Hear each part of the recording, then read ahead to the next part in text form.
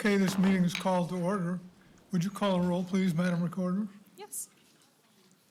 Mayor Studebaker? Here. Councilors Mance? Here. O'Neill? Here. Lamont? Here. Wynn? Here. Wendland? Here. And Kohlhoff? Here. Would you please stand and join me in the Pledge of Allegiance?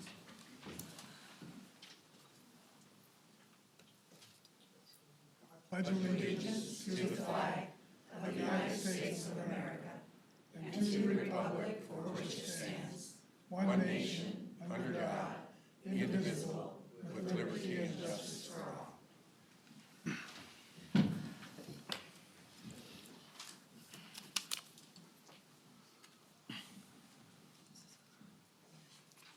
Okay, your next item on the agenda is citizen comment. First would be Mr. Charles Ormsby.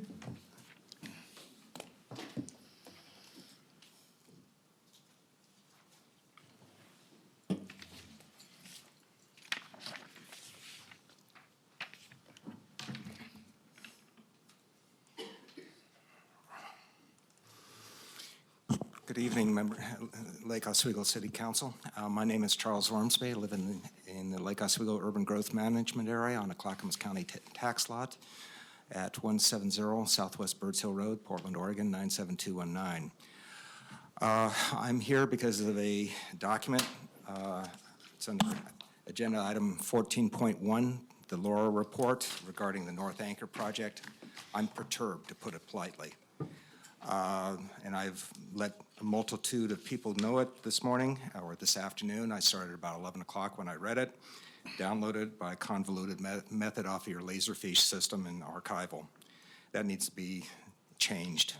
Also, when you have a document like this, you need two dates on it. One is the meeting date, and second is the date that this document is created. I have to assume it's when the packet was assembled and distributed, because I'm annotating it. I've been annotating a letter dated 2017, December 8th, Thursday, close of business for ODOT Region 1, which I call Org 1. They told you to do two projects which you committed to in your 2014 Lake Oswego Transportation System Plan, Projects 69 and Projects 232. There's no mention of those projects in this document. Transit-dependent riders have been traveling south from City of Portland to the Lake Oswego Transit Center and its prior evolution places and whatnot around that corner for 42 years that I can attest to under oath by a TriMet schedule dated 1977 June. This corner needs to be corrected. The geometry of that intersection needs to be changed with the advent of the North Anchor project. It should be done. I have stated, because I've taken this position, I've been ostracized and kept off of committees, notably the Transportation Advisory Board. I'm doing things, you'll see them shortly, that you, Mayor, and Mr. Councilor Mott said take too much time. I have to have them. That intersection is critical to Birds Hill. It is critical to transit-dependent riders.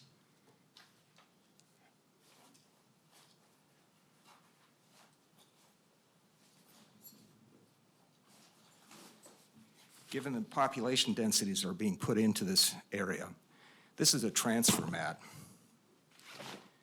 I saw things that the Transportation Advisory Board I was quite disturbed with. That's how you get a person from a bed in a prone position to a chair in a sitting position.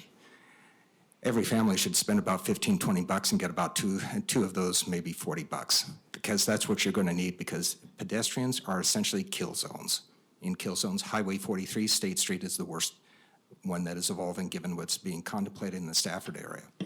This needs to change stat. I've asked for it. I'm going to be complaining, as I said to the council in July.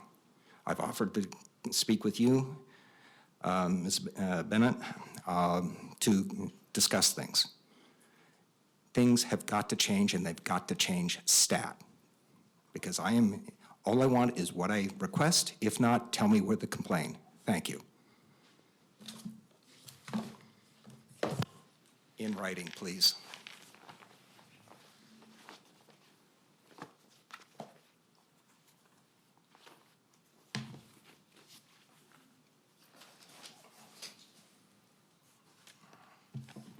Next is Meg Wilkinson.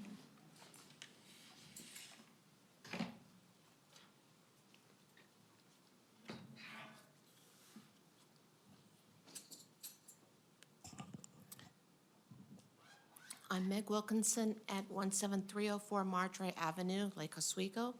And I'd like to talk to you just a little bit about the North Acre project, and I'd like to direct your attention to page 2 and 3, where they talk about a library-based project with public parking would serve as a civic anchor and an economic catalyst for downtown retail and contribute to foot traffic and vitality. I'm asking you at this point to really seriously consider, instead of the library being moved there, having the Parks and Rec being placed in downtown Lake Oswego. This would actually help make the, it would make the Parks and Rec central to the city, be easy to get to from any part of the city that you want. The idea of putting it at the golf course puts it at one end. Anybody who wants to drop their children off has to go all the way across town, maybe wait around for an hour, or do they drive back home and then an hour later come back and pick up their child? But if we have it in downtown Lake Oswego, they may drop their child off, may wait for a lesson, they may walk up to Chuck's, may walk down to Salt and Straw. There's a ton of restaurants in the area. We can add the pickleball court, and I know one of the things that they'd like to do is be able to have many pickleball tournaments. So we could have people from coming throughout the Northwest to play pickleball in our downtown. If we bring them all downtown, they're more likely to stay in that one spot and spend their money downtown. If we move them to one of the far reaches, they're more likely to get into their car and go in someplace else, probably outside of Lake Oswego or even further, or even bring their own lunch. Because that's probably what I would do. But I'm really hoping when you start looking at the North Anchor project that you seriously consider bringing in Parks and Rec to downtown. Thank you very much. Questions? Thank you. Sonal Halliday.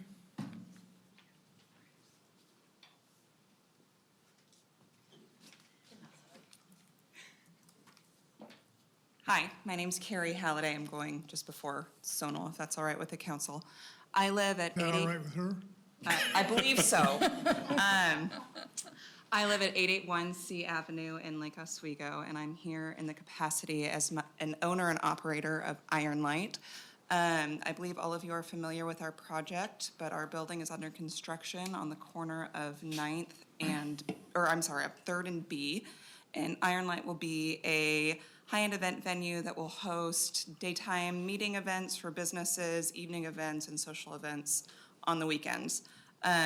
We are currently, by what you recommended, will be limited to 80 people during the weekday and 250 on weekends because of parking concerns. I've come tonight to voice support for a boutique hotel to come into the North Anchor project. As you all know, we've been planning and under construction on our project for over 3 years, and kind of the North Anchor project was always been part of the mix of the downtown development plan since we started working on our project.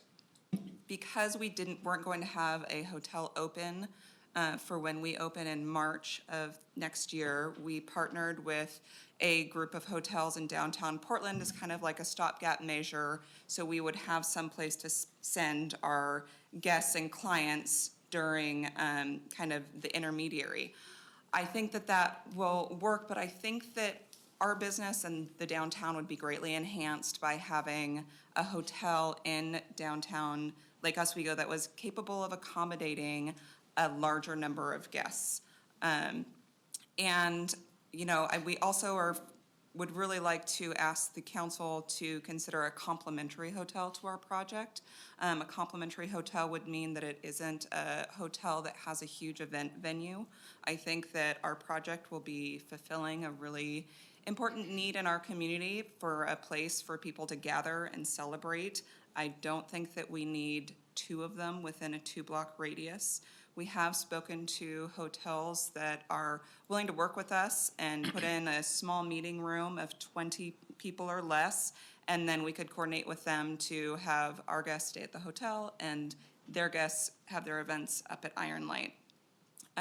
So I'd just really like the council to consider how a hotel would enhance downtown. Thank you. did you want to talk now? Yes.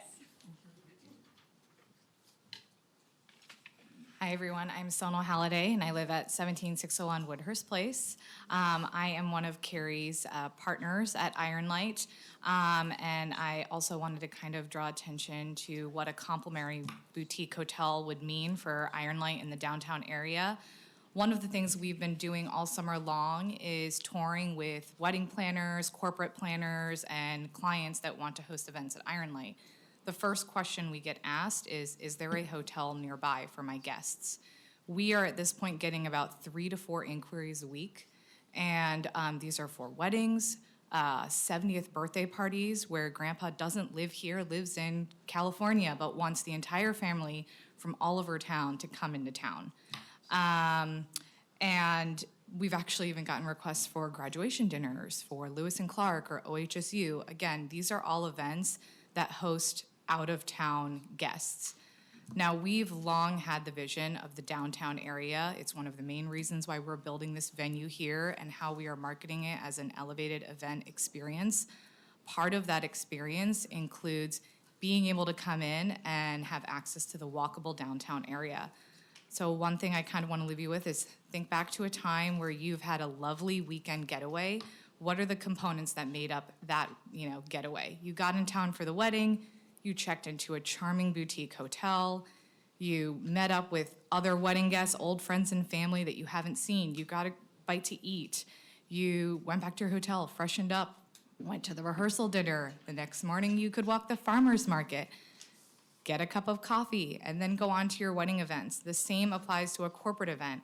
A lot of people bring their spouses or families along to create a weekend getaway when they're in town for a business meeting. That's something that we think that we can really offer and can be heightened with a place for everyone to stay. Thank you. Thank you. Miles Halliday? You're going to take your place? This is a reunion.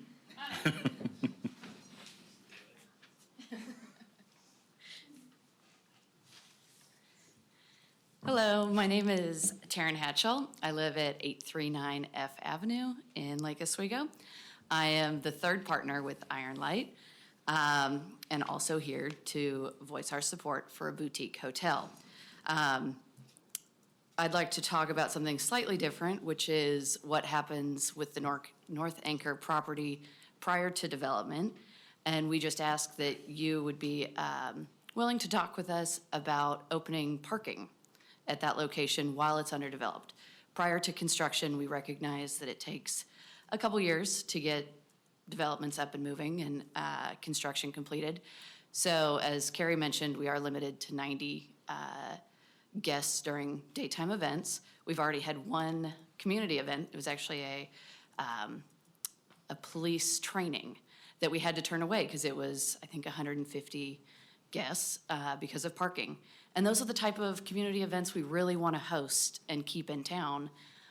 So we would ask that in the meantime, while North Anchor is not currently occupied, you would talk with us about possibly doing some special, one-off events that we would be able to supplement parking down there and increase capacity. We recognize that there is not a current method in the code to do that. But it is done all over town, whether it be community concerts or the Arts Festival or, St. Patrick's Day at the Irish Pub, that private businesses park on other lots to fulfill parking requirements for those specific events. And we would hope that that might be a possibility over the next year while North Anchor is under development. On a personal note, I've lived in Lake Oswego most of my life. We moved here when I was in 3rd grade. And there have been so many events where we've had family come into town, whether it's graduations, unfortunately funerals. Now my in-laws live out of town. And every time we have people come in town, they have to stay at a hotel out of the downtown core. And we generally go out to dinner near their hotel because it's easy. And it's just more convenient for them to go and then go straight back to the hotel. So on a personal note, I would love them to stay in downtown and be able to walk and really use all those restaurants that are nearby. So, thank you. Thank you. Hey, This- Taryn? Taryn, it's all right. This is for the city manager, Bennett. Would it be possible to get back to Taryn Halliday about whether or not it would be feasible? Sure. Thank you. I thought you were going to have Taryn take your place. I don't have to. We're out of Halliday and Hatchell's tonight. The rest of them are not coming tonight. I told my dad he could stay at the happy hour, and he's happy there. So I'm the last one speaking. Miles Halliday, I live at 881C with Carrie, and we're the group doing the development at the Beacon. Yes, I'm, of course, huge proponent of a boutique hotel. You all know that. That's no surprise. I did want to come up here and have a few comments about doing development since we're about 70% done with our project. I read through all the documents. Looks great. Super excited about going forward. Past is the past. Just move forward. One of the things that I want to be real clear with everybody is the cost of construction of Lake Oswego. Our project is probably, maybe next to City Hall, the most expensive project in the city of Portland. It is very expensive to do construction in this environment, in the environment where we sit today, as well as in Lake Oswego. And we all know the reasons for it. We're a small community. Our lots are relatively small. Our lot is, I think, 27,000 square feet off the top of my head. So I'd be really cautious of subdividing the North Anchor. It's already relative to larger projects that you would see downtown. It's already a relatively small piece of land. So subdividing it and making it smaller will add substantially to your ability to construct. Like you think about having 1 or 2 cranes, and then you have all of the infrastructure underneath, the water lines, the parking. So if you're thinking about dividing it, think strongly about what would that do to the cost of it. We also know that the code is also really it drives up the cost of construction here in Lake Oswego. I would also look to the council to make some comments about an example that we're really hung up on right now is our skin. You'll see our skin of our building is going on. It's really hard to build a skin to a building that complies with Lake Oswego code because we want to have all of these angles. Downtown, you'll see that the walls will just come up. They're relatively uniform. I would look to the council again to try to figure out how can we work within the Lake Oswego style to have a great hotel, but also think about ways that we could potentially have less environmental impact as well as have a cheaper construction that would allow for maybe a nicer interior. Last thing, I just wanted to kind of underline what my sister said. My family took a huge risk in this project. I think the prior group in the North Anchor wasn't willing to take the risk that we did. We started after the North Anchor was submitted, and we're gonna finish before you guys get your second RFP out. We put a lot financially on the line to get this project up and running. We think it's gonna be a success. We're very excited about the project, but I think the best way you could show a future hotel owner that downtown's gonna be great is to help support us.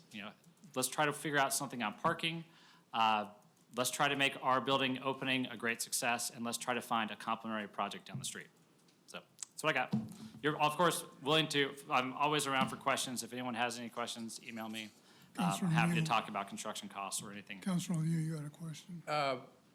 Miles, did someone lead you to believe that we were thinking about splitting up the properties? Because we've never talked about splitting up the properties. I think it's in the note, isn't it, in the memo? Tonight, we're gonna. It's in the memo, isn't it, that that potentially you could We split? have not talked about it. Oh, I think I read in the memo that it could be potentially The memo divided. was written without we. Oh, okay, that's Giving fine, any and input. my only point is that it just adds costs, and like. There are it's a- others that might go out and speak for the council, but I want you to know that this group has not discussed, which is one thing we will discuss tonight, on how this thing was written. Yeah, fair enough, and I just wanted to put it out there that the cost, the bigger the project can be, the lower the cost per square foot. And that is something that we took to, that I had to learn the hard way several times on our project. I don't really care if it gets divided, but it's just a cost issue. Okay, Councilor All right. Vance? thank you. Wait a minute, we have one more question. Sure. Actually, again, it's directed at City Manager Bennett. If you could look into these questions about the skin or along with the parking and other questions that the Hallidays have about their building, that'd be great. Yeah, I don't know that I can address the skin issue because I think their building's almost built, but we'll look at the parking issue for sure. Oh, yeah, I'm not worried about our skin. Like, Right. we're totally It's happy done. with it. It's done. It's just the example I wanted to give was that when you have to, when you have a linear wall and it has to come in and out Okay. all the way, it just takes time. I mean, Thank think you about for your the roof, right? clarification. Okay, Yeah. I think it's more about the architecture of the buildings. of the building. Okay, thank you. Yeah, yeah, no, we're totally fine with our building. We're happy with it. Thanks for the Yeah, thank you. clarification. Thank you. Diane Cassidy?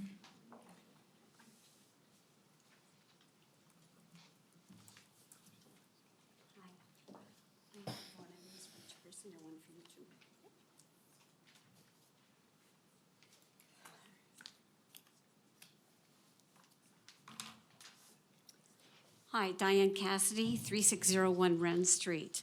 I'm here for my favorite subject today. I know yours too. It's about trees.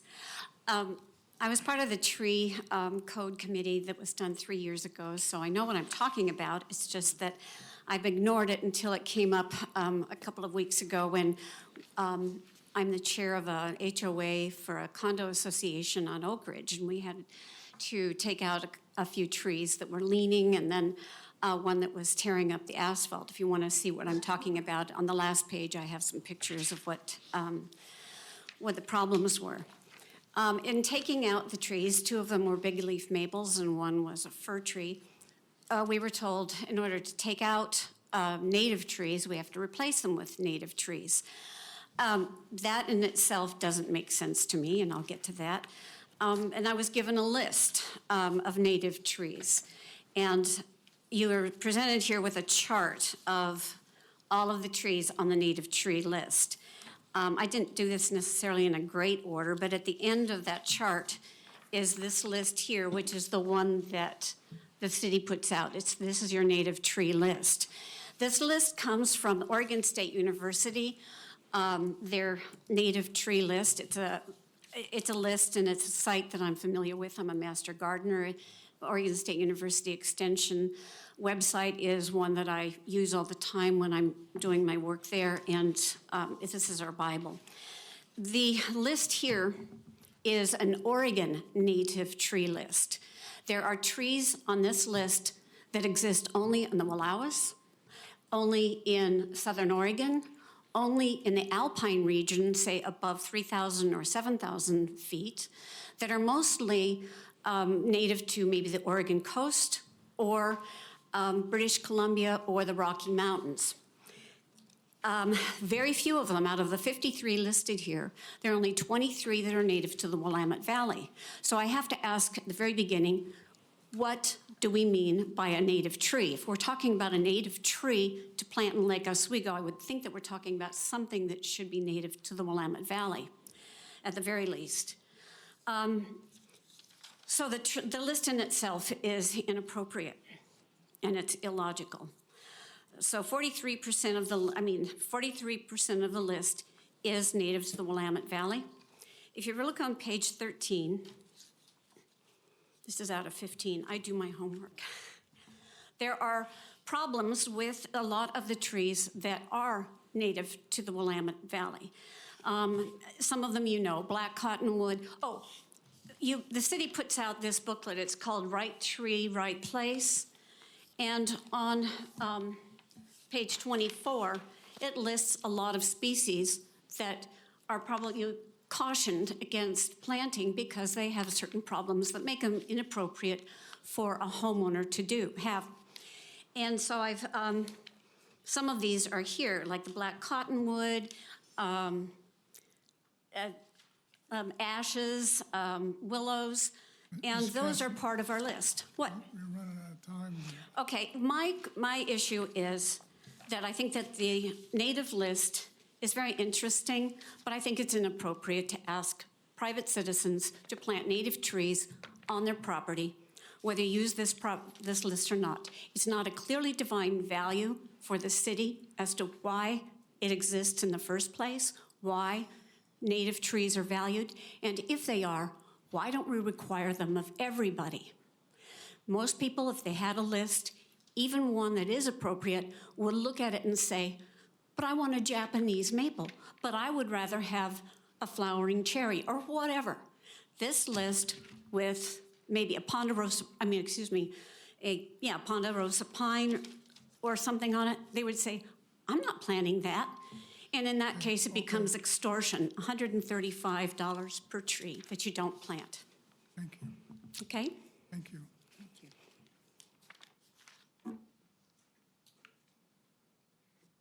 Ed Brockman.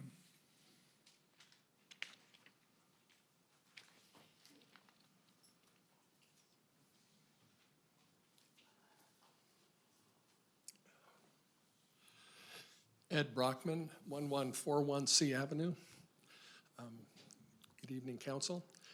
I'd like to also talk about the North Anchor project. And it's something that I've brought up before, but I think there's a big need in this city to provide reasonably priced housing for people that are 55 and over especially. And to have a project on that site that it is 55 and over is something that I think would be very advantageous.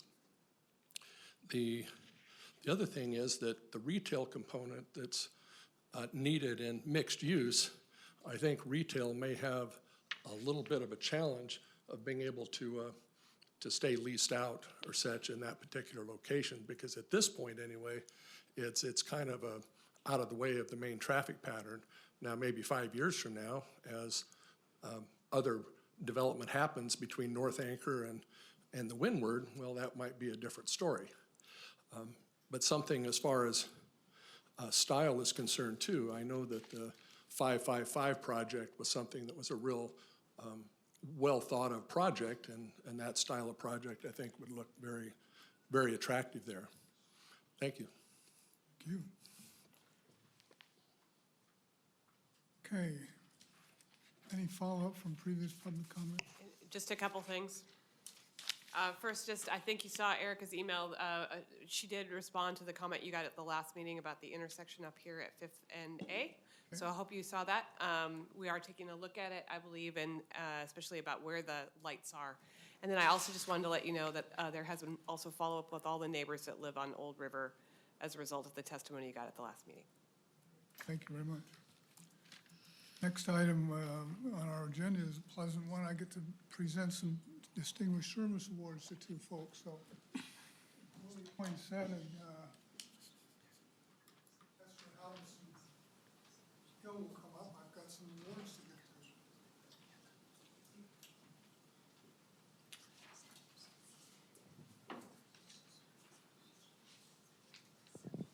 Yeah, come on. Yeah, that'd be great.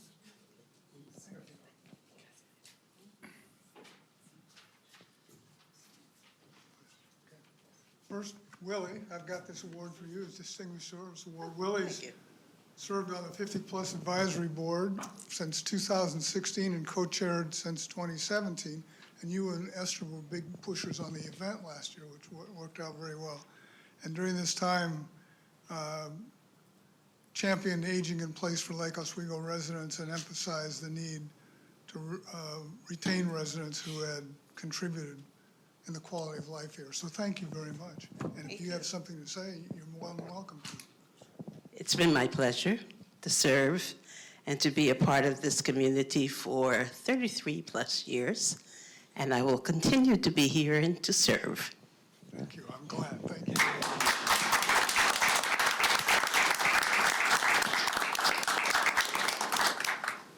Next is Cheryl Halverson Hill, who has also been on the Esther's Cheryl. I'm Cheryl's sorry. okay. I like Cheryl's it. okay? I like Okay. it. We'll leave it at that. Well, Cheryl, thank you very much for saying. Thank you, Joe.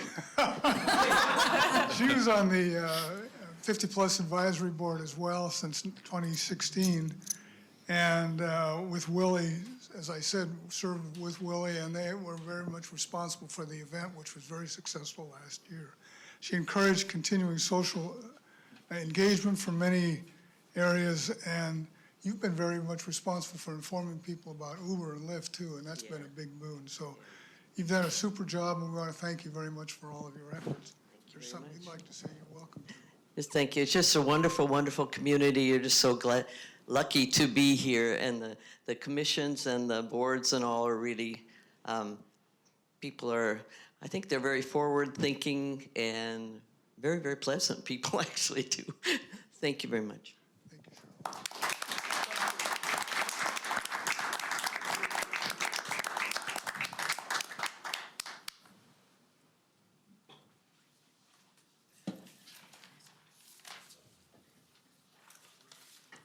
All right, next is a public hearing. Mr. Powell, do you want to advise us on the procedure?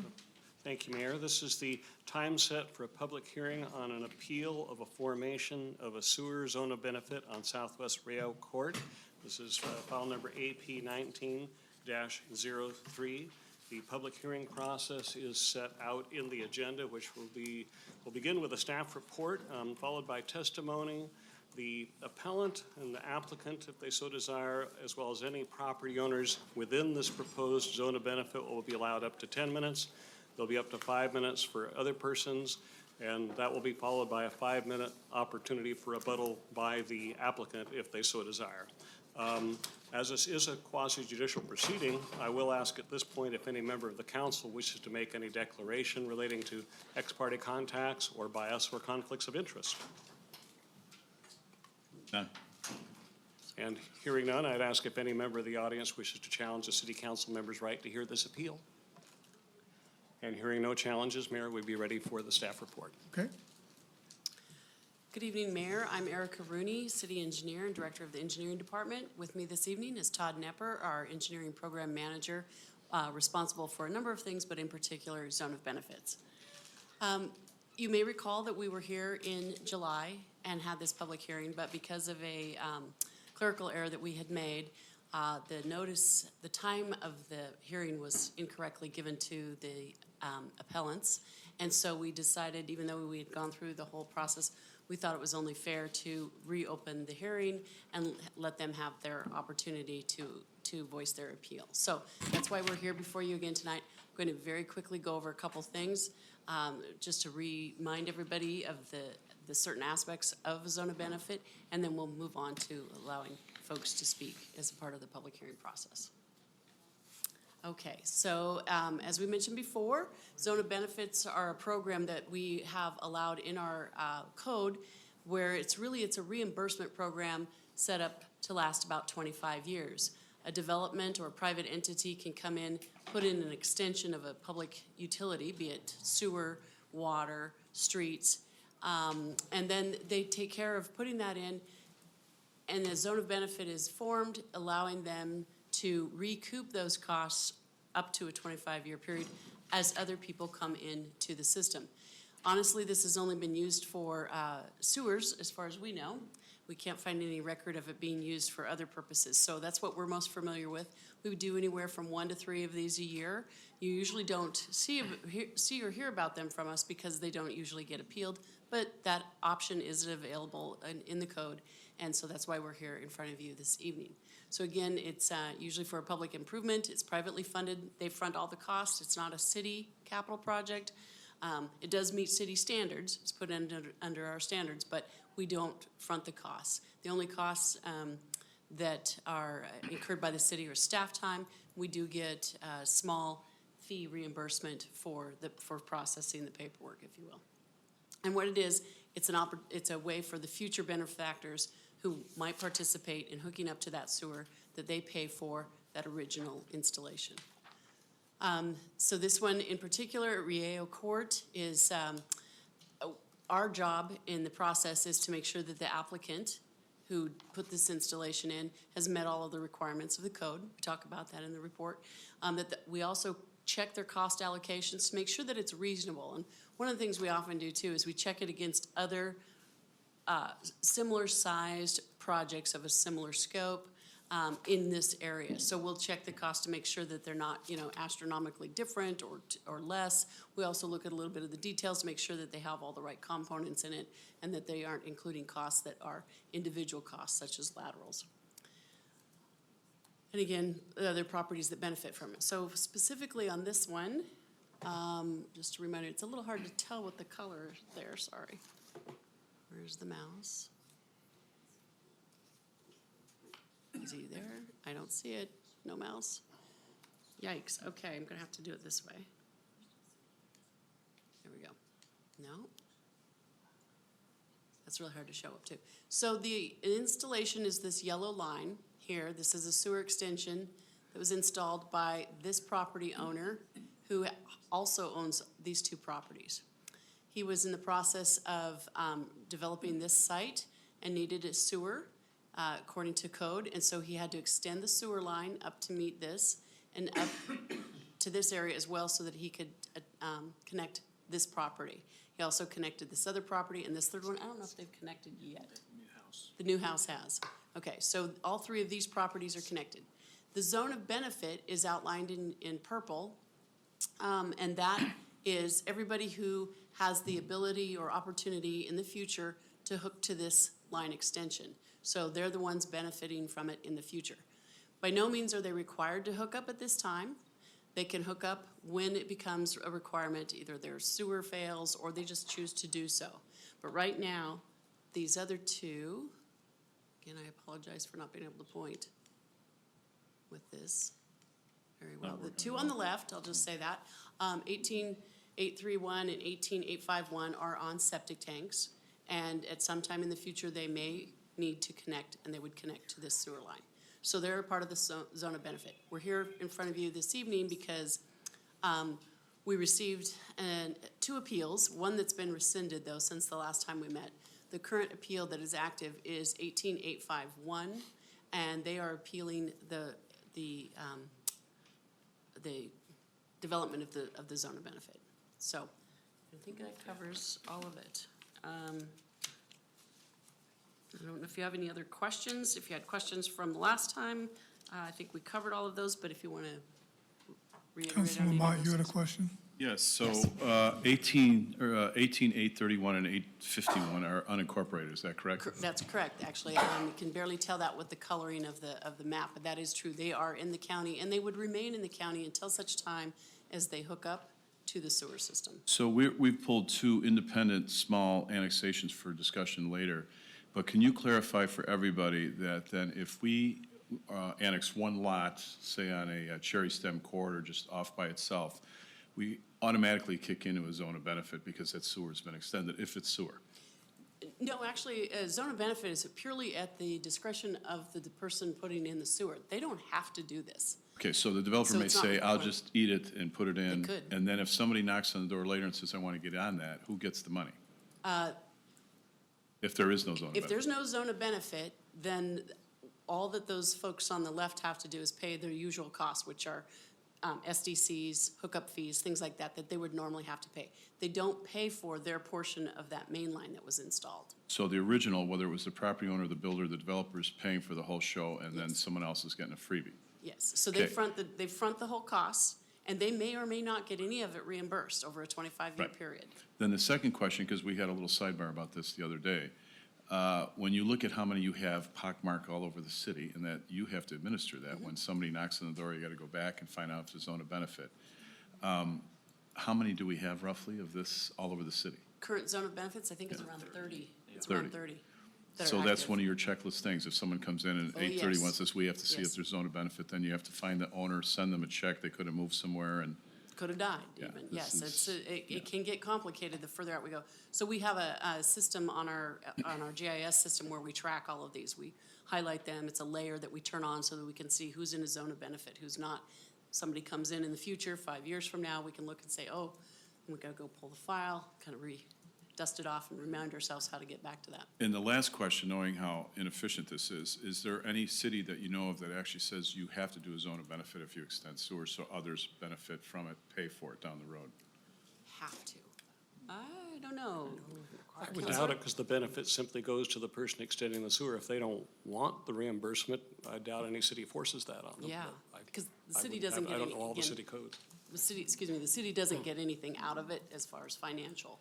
You'll still end up with the asset. They're typically titled reimbursement districts. Ours is sort of an old-fashioned title, but the whole idea of the district is to reimburse that person. So if they don't apply for it, I would be surprised if any city code makes them take it. That's a good point that he makes, is that the city's function here is really as a pass-through. We pass through the funds that come in the future and find their way back to the original developer. Okay, any other questions? Thank you very much. And we'll stay here for questions for the hearing. We have Susan Harrell. Did you want to testify on this?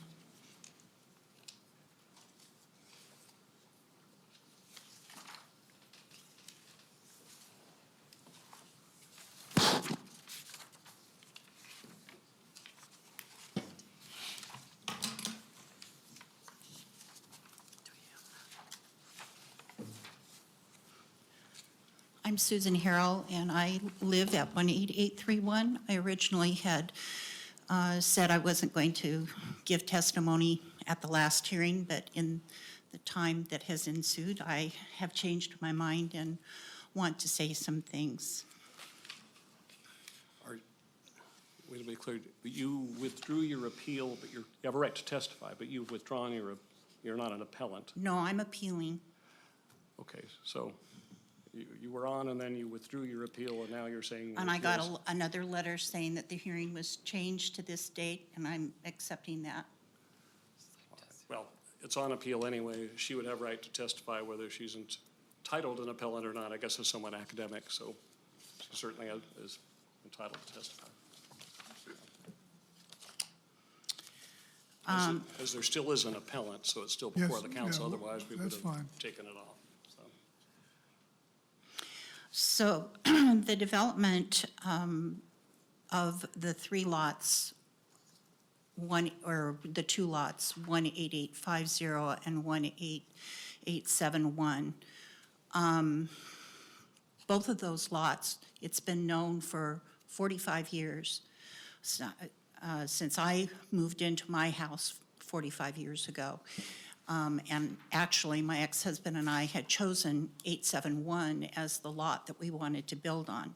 The builder, Reao Harold, who was the developer, could not develop on either one of those two lots because, according to him, in his language, Clackamas County had condemned both of those lots to development because of the lack of drain field for the septic systems, and because both those lots were about 9 months of the year wetlands. Pilkington Park was also a wetland and filled with water during that time, during the winter months and spring. So it's been a known fact for all these years that those lots, those two lots, could not be built on until sewers came in. And when the Williamses purchased those two lots plus the 830 lot where there is a house, they knew when they purchased that they would not be able to develop those two lots until sewer came in. And we've talked about that over the years. When the city made it a possibility of annexing into the city about 5 years ago, Mr. Williams, Randy, talked to me about doing that, and I said, there's no cost benefit for me to come into the city because my property taxes will increase, and I figured it out. It's almost $800 last year extra that I would have to pay. I still pay school district taxes. I still pay library. I still pay police and fire and parks and rec. All of those various fees and taxes I pay. So there was no benefit for me to go into the city at that time. But to look at the property as a development, the development investment ended up about $70,000. That's rounding up. The Williamses sold the lot 1871 for $350,000, and they still have lot 850 for sale. It was for sale for $400,000 He's lowered the price, and I think it's been lowered since, so say, 375. So it's like $735,000 just selling 2 pieces of land. And not all 3 lots are hooked up to the sewer yet, because there's no house, there's nothing built on 850 to be hooked up. But there is financial gain after sewer construction costs are taken out, $665,000. Well, according to the city code and zone of benefit, it says, determining reasonable actual costs, the applicant shall not be entitled to reimbursement for any costs in excess of reasonable actual costs. I'm not disputing the receipts that he's submitted to the city. They're reasonable. But I am disputing that item C, costs for a public improvement that is required as a condition of development approval. If you look at that and reread, the applicant shall not be entitled to reimbursement for any costs in excess of reasonable costs. The applicant shall demonstrate actual costs, blah, blah, blah. So he's making money off of selling that property. He had to put in the sewer in order to develop the property. His sewer septic system was not failing. So there was no other reason to put the sewer in except to develop those 2 lots.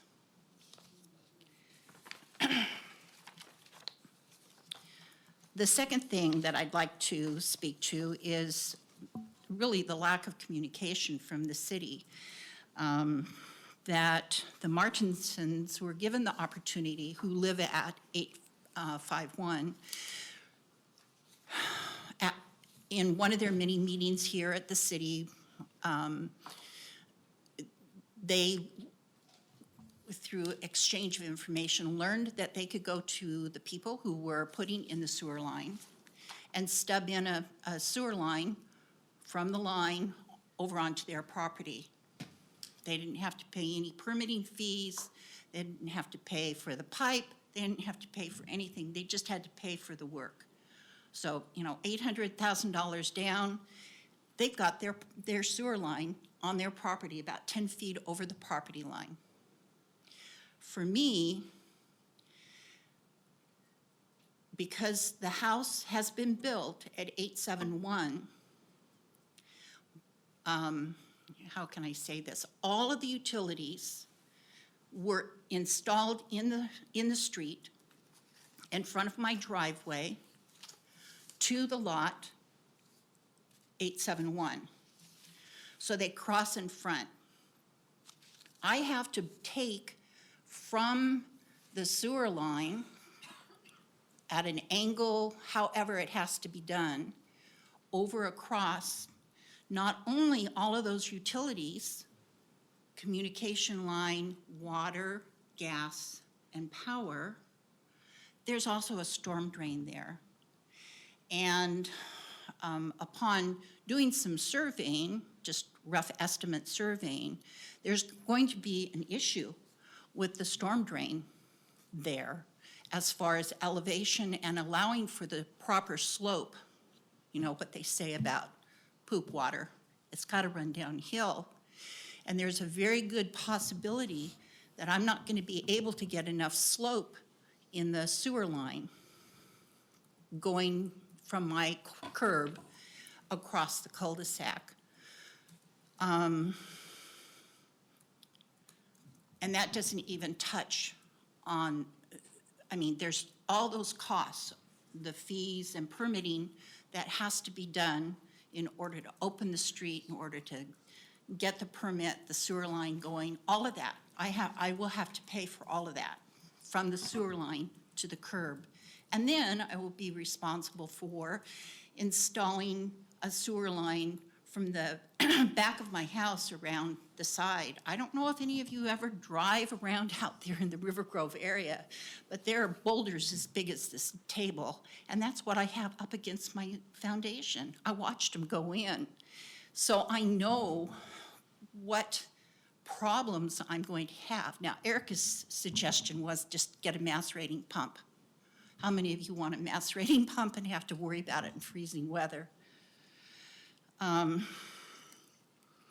So I was not given the opportunity to put in a sewer line when the initial construction was being done. If I had been able to do that, I'm wise enough to recognize it would have been to my advantage to put in the sewer line to my curb,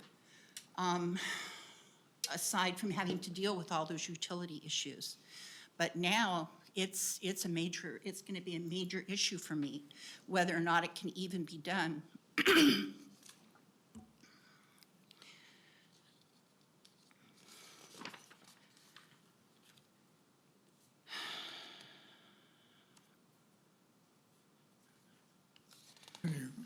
Okay. Ma'am, you're running out of time. Can you finish up fairly soon? Pardon me? I said you're running out of time. Can you finish up Okay. fairly soon? And then there's a lack of consistency for developers and the issues that come about as a result, and this was brought up by the last presenter and by, other people have talked about the zone of benefit being here and here and here. There's no consistency. And a good example of that is the four-house development that was built across Pilkington Park, and where that green line is, and those four houses, four addresses off of Pilkington Park, that is an exception to what city code is. That sewer line was changed from the master plan, which was originally farther, it would be east, northeast, and it was dropped down so that the developer could hook up to the sewer, pull it through Pilkington Park, so he could hook up those four houses, instead of expecting him to run the sewer line down Pilkington Road.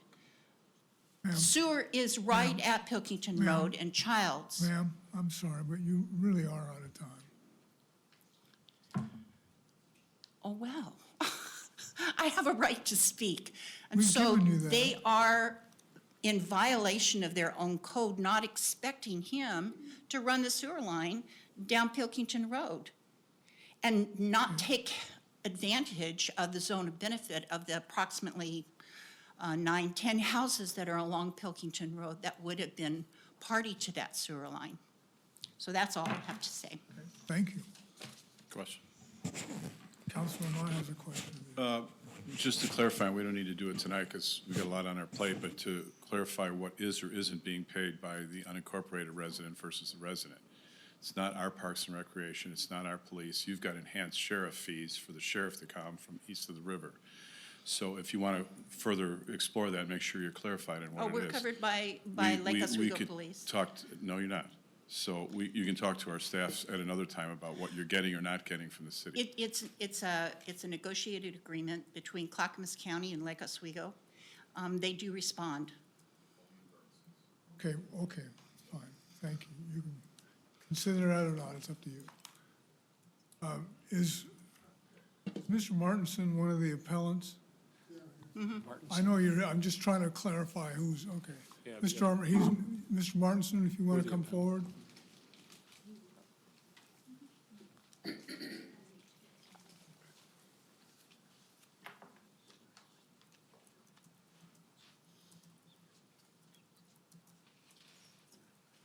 So this is my wife, Leslie. She's at the property also. And there's a, We own 18851 Reao. so I looked up the article. 40.04 zone of benefits. And then I printed out some extra copies and highlighted some stuff. If it's okay if I give you a couple extra copies? This is the zone of benefit rules, so that you could see what we're talking about.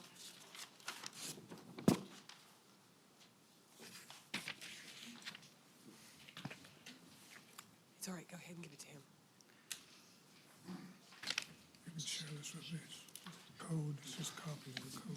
So I started out on the second page, but if you go to the first page of that, it talks about sewer improvements, means that a sewer or sewer line improvement conforms to city standard, including not limited to. And then section B says, construction of a sewer line larger, deeper, or greater capacity than necessary to serve the property of the person financing the improvement in order to provide service other properties without the need to reconstruct the line or construct additional deeper or larger or parallel lines. So in the case of our property, we were never surveyed. The sewer came in, and we were never surveyed on our property to see if we can connect to it. Even though we have a stub out, hopefully we can get to it. But part of this whole process, being left in the dark, we did come down to some of the meetings, but we weren't tied into this. And then all of a sudden, we're stuck in the zone of benefit. And with Susan that just talked, she definitely wasn't brought into consideration for when the sewer went in and her elevation, and they ran the sewer away from her property, closer to Randy's property, which made the benefit better for him and worse for her. So there was no consideration for her, and I think that's what she was trying to say. So if we go to the second page of that thing I just gave you, and under section 2, it says in the highlighted part there in the orange, in addition, the following costs shall not be subject to reimbursement, and that's A, cost for the portion the improvement benefits his own property. So that's like the T to his house. We won't get any money, get paid, he won't get anything from us on that. And then on section C, it says cost for public improvements that is required as a condition of development approval. So his septic didn't fail. He decided to do a development, to get his development approval, he had to bring the sewer in for those properties. So if you go by, stuff was written and adopted and approved by some board, I don't know if it was you guys or not, so they approved it to do that. So under that just alone, the zone of benefit shouldn't apply because that's the way it was written on there. And he had to get development approval for the sewer, so he shouldn't be able to get that. It seems too that the rules here are trying to clarify between when a property owner has to go into the sewer, like if their septic system fails, then they have no other choice if they're within 350 feet. So, but in this case, the Williamses, they're choosing to hook up to the sewer. They're choosing to do this because they want to develop the property to make money. And so they are, as a condition of developing that property and to getting approval to do that, they had to bring the sewer in. And so this specifically states here that the cost for a public improvement, which is the sewer, that is required as a condition of development approval. So that totally distinguishes it from, if a person has to tie in because their septic system is failing. So yeah. It doesn't seem like this zone of benefit applies to this type of situation because this is a development. So we wouldn't be here. We read that and said, well, that you shouldn't get this because that's the way it's written. So we didn't write this stuff. That's what it is. And even though it kind of seems like it makes sense that Randy should get part of for the zone of benefit because the sewer might benefit us if we ever had hooked to it, but this stuff was written this way at the time, and it's not allowed as the way we read it. And then and it kind of makes sense too because this is a project that he has done. We've had no input into this project at all. This has all been his project. Susan, our neighbor at 831, had no input into this project. So it's weird that you're required to pay an equal portion, but you have no input into this project that you're required to pay an equal portion of. It's really bizarre. So the whole process seems kind of flawed. And it says in your rules too that there's supposed to be equal pay for equal benefit, but there's not an equal benefit because the Williamses who are doing this project are benefiting way more, probably about 300, 400 times more than we are, because they're profiting off of developing these lots. So there is not equal benefit. So if you go to F on that same section in the pink there, it says cost per sanitary sewer, surface water management facilities, water or street improvements that are minimum size necessary to meet city standards and serve the applicant's property. So there, if you go back up to the top part, in addition, the cost shall not be subject to reimbursement. And it says down here, serve the applicant's property, the minimum size sewer going to it. The minimum size sewer that serves as the property is 8-inch. And so it says they're not allowed to get the money for that the way that's written. If you go back to page 2, which I didn't hand out, of the report that we got sent, it says under discussion on the sentence under discussion area, it says the applicant who owned 18830, 18850, and 18871 Reao Court The Williamses. need to extend the public sewer system to meet the requirements to serve, there's the word serve again, their property for the new home and construction, and to be connected to the public sewer. And you go back to what F is, it says you're not allowed to get reimbursement for, if you go to F, and it says, you know, the cost for the city sanitary sewer that serve the applicant's property at the end, the improvements. So when I read that, I said, well, the way this is written, he's not allowed to get money for the minimum size going to that, to the property.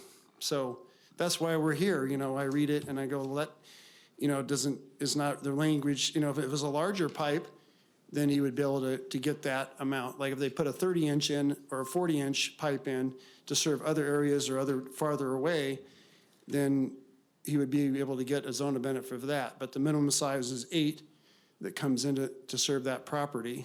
So when I read that, I thought, well, there must have been a reason they worded it that way. And I don't know why they did it that way, but to me, it makes sense that it would be only for the larger pipe, the way they wrote that stuff. Somebody wrote this, and I'm reading it, and that's what I'm understanding it to be.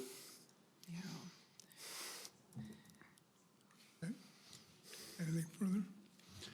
Did you What's that? have anything? So, You're not out of time, I was wondering if you had anything further. what did you say? Oh, he's wondering if you have anything further, because we have about 3 more minutes. 3 more minutes? Yeah. So, yeah, I do have a little bit more to say. I think that that we knew Randy was putting the sewer in, and he just kind of did his own thing and put it in. He always said it was his sewer. And then we weren't brought along with the process, but we were worried about the trees that were cutting down without a permit, and we had to stop him from doing that. And then there was a lot of scrubble with the new people that are going to buy a lot, and problems with the sewer and them not telling us what's going on. So we were kind of left in the dark, and we came down here trying to figure out what's going on. And then we found out, well, they're kind of what they're doing. And then we got at the end slapped with the zone to benefits, and then said, oh, you got a hearing in 2 weeks. And so it doesn't give a person very much time, and then you get kind of blindsided by it. So I think that they could change if Randy shouldn't be allowed to get with the way the wording is here, he shouldn't be allowed to have a zone of benefit because of the way it was written and adopted and signed. And if you in the future, my opinion is if you want people to be able to have a zone of benefits and they meet this criteria, then you go back and rewrite it so that they could get it. But the way this is written, I don't see that there's any way that you could legally vote, to let him have the benefit, unfortunately, be the way the wording is on this. Because I don't think that would be fair if you did that. It would be going against your own code. Yes, and so, yeah, and I can see why you might want to vote for Randy, but I think that the way this is written, it'd have to be changed in order for you to do that. And this is what was adopted when he made the zone of benefits. So I think that's what we really have to go by. But in the future, like with Susan, if they would bring her along and other people that are going to be in this zone, and we don't get blindsided later, then we could all feel like we have a similar benefit. But that's if, you know, if the code is changed so that, that they are going to actually be in the zone of benefits. So, you got anything, dear? No. Okay, thank you. Before you leave, Mayor, Wait a the minute, city please. recorder didn't get their names, and neither did I. Oh, Ben Martinson and Leslie Martinson. So we're the ones. You're the appellants? Yeah, we're the appellants. Okay, got it. I'm sorry. So did we have our 10 minutes or Assumed that, but 5 we never minutes? heard it, so, okay. We had our 10 minutes? Okay, thank you. Anybody have any questions? Any questions? 18851 Thank you. Reao is our property. Yeah. Okay, thank you. Thank you very much.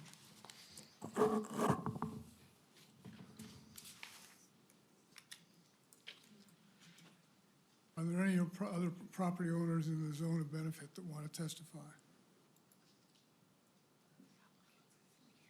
Taking just general comments? Do I, before you close, you might want to ask if the appellants want to, or excuse me, the applicants are here and want to rebut anything. I thought I asked that. Are there any applicants here that want to talk about this? They don't have to. Okay. What about general members of the public? Well, yes, anyone's entitled to testify if they wish. Lisa Bopel, Oh, I'm sorry, I didn't know you had other. that's why I was avenues for asking, comment. yes. My apologies. And Mayor, while she's coming up, before you close the public hearing, I don't know if staff will want to address some things too, and we could address the legal arguments as well at any time the council wants to hear that.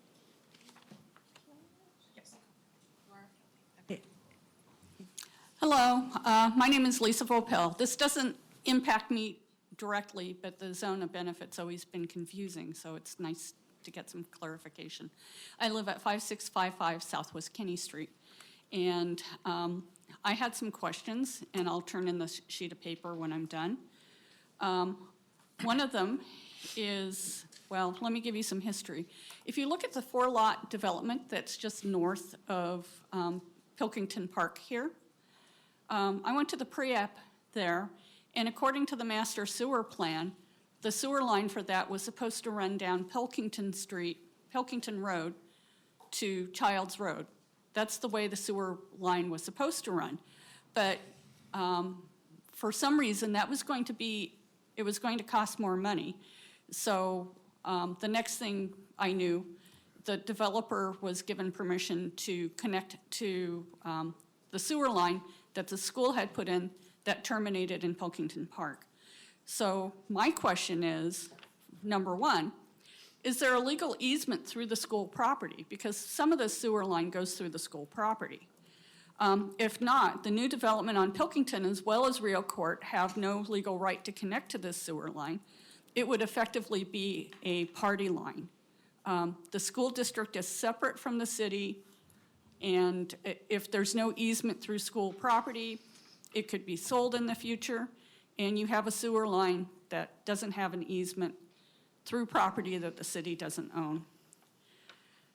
The second question is, the easement and connection is critical for all the houses that drain into Charlton Creek drainage, which runs through this cul-de-sac. It's unlikely that a large portion of the neighborhood would have the ability to connect to sewer in the future and thus annex into Lake Oswego. So this is a real benefit for Lake Oswego. Otherwise, you're going to have to put in a gigantic pump because this is a low spot. This is the drainage that runs through the northeast portion of the Rosewood neighborhood. So it should be a major infrastructure interconnect. And is it reasonable to expect people in a small zone of benefit to pay for this when it is should be more of a regional, higher scale infrastructure? So that's a question. Number 3 is a comment. The extension of the sewer line may not be considered a benefit to these people. It will force these properties to connect to the sewer and annex into the city if they need to repair their septic system. They will no longer have the choice to live in the county. Number 4 is a question. When residents extend sewer lines to their properties, they are required to extend the sewer line to the upstream edge of the property. Why was the school not required to extend the sewer line to McEwen. Is this resulting in extra costs to these neighbors or other near residents? Number 5, did the sewer easement from the park to Reao Court cost any money? And was this part of the cost for the zone of benefit? Should the school be expected to contribute for the cost of the easement and/or the cost of running the sewer line to Reao Court? See number 4. So that's all my testimony. Do you have any questions? I don't think so. Thank you. The Bonnie Rabb, are you one of the applicants or the appellant? No, I'm just a citizen, lives in the You're just what? I'm just a citizen who lives in the neighborhood. Oh, all right, thank you. This is my hood. Have a seat. So then, if you're not one of the properties affected here, you can still testify, but it'd be a 5-minute limit. Correct. I read the rules. So Bonnie Robb, I live at 18782 Benfield Avenue. So I'm just upstream from this property.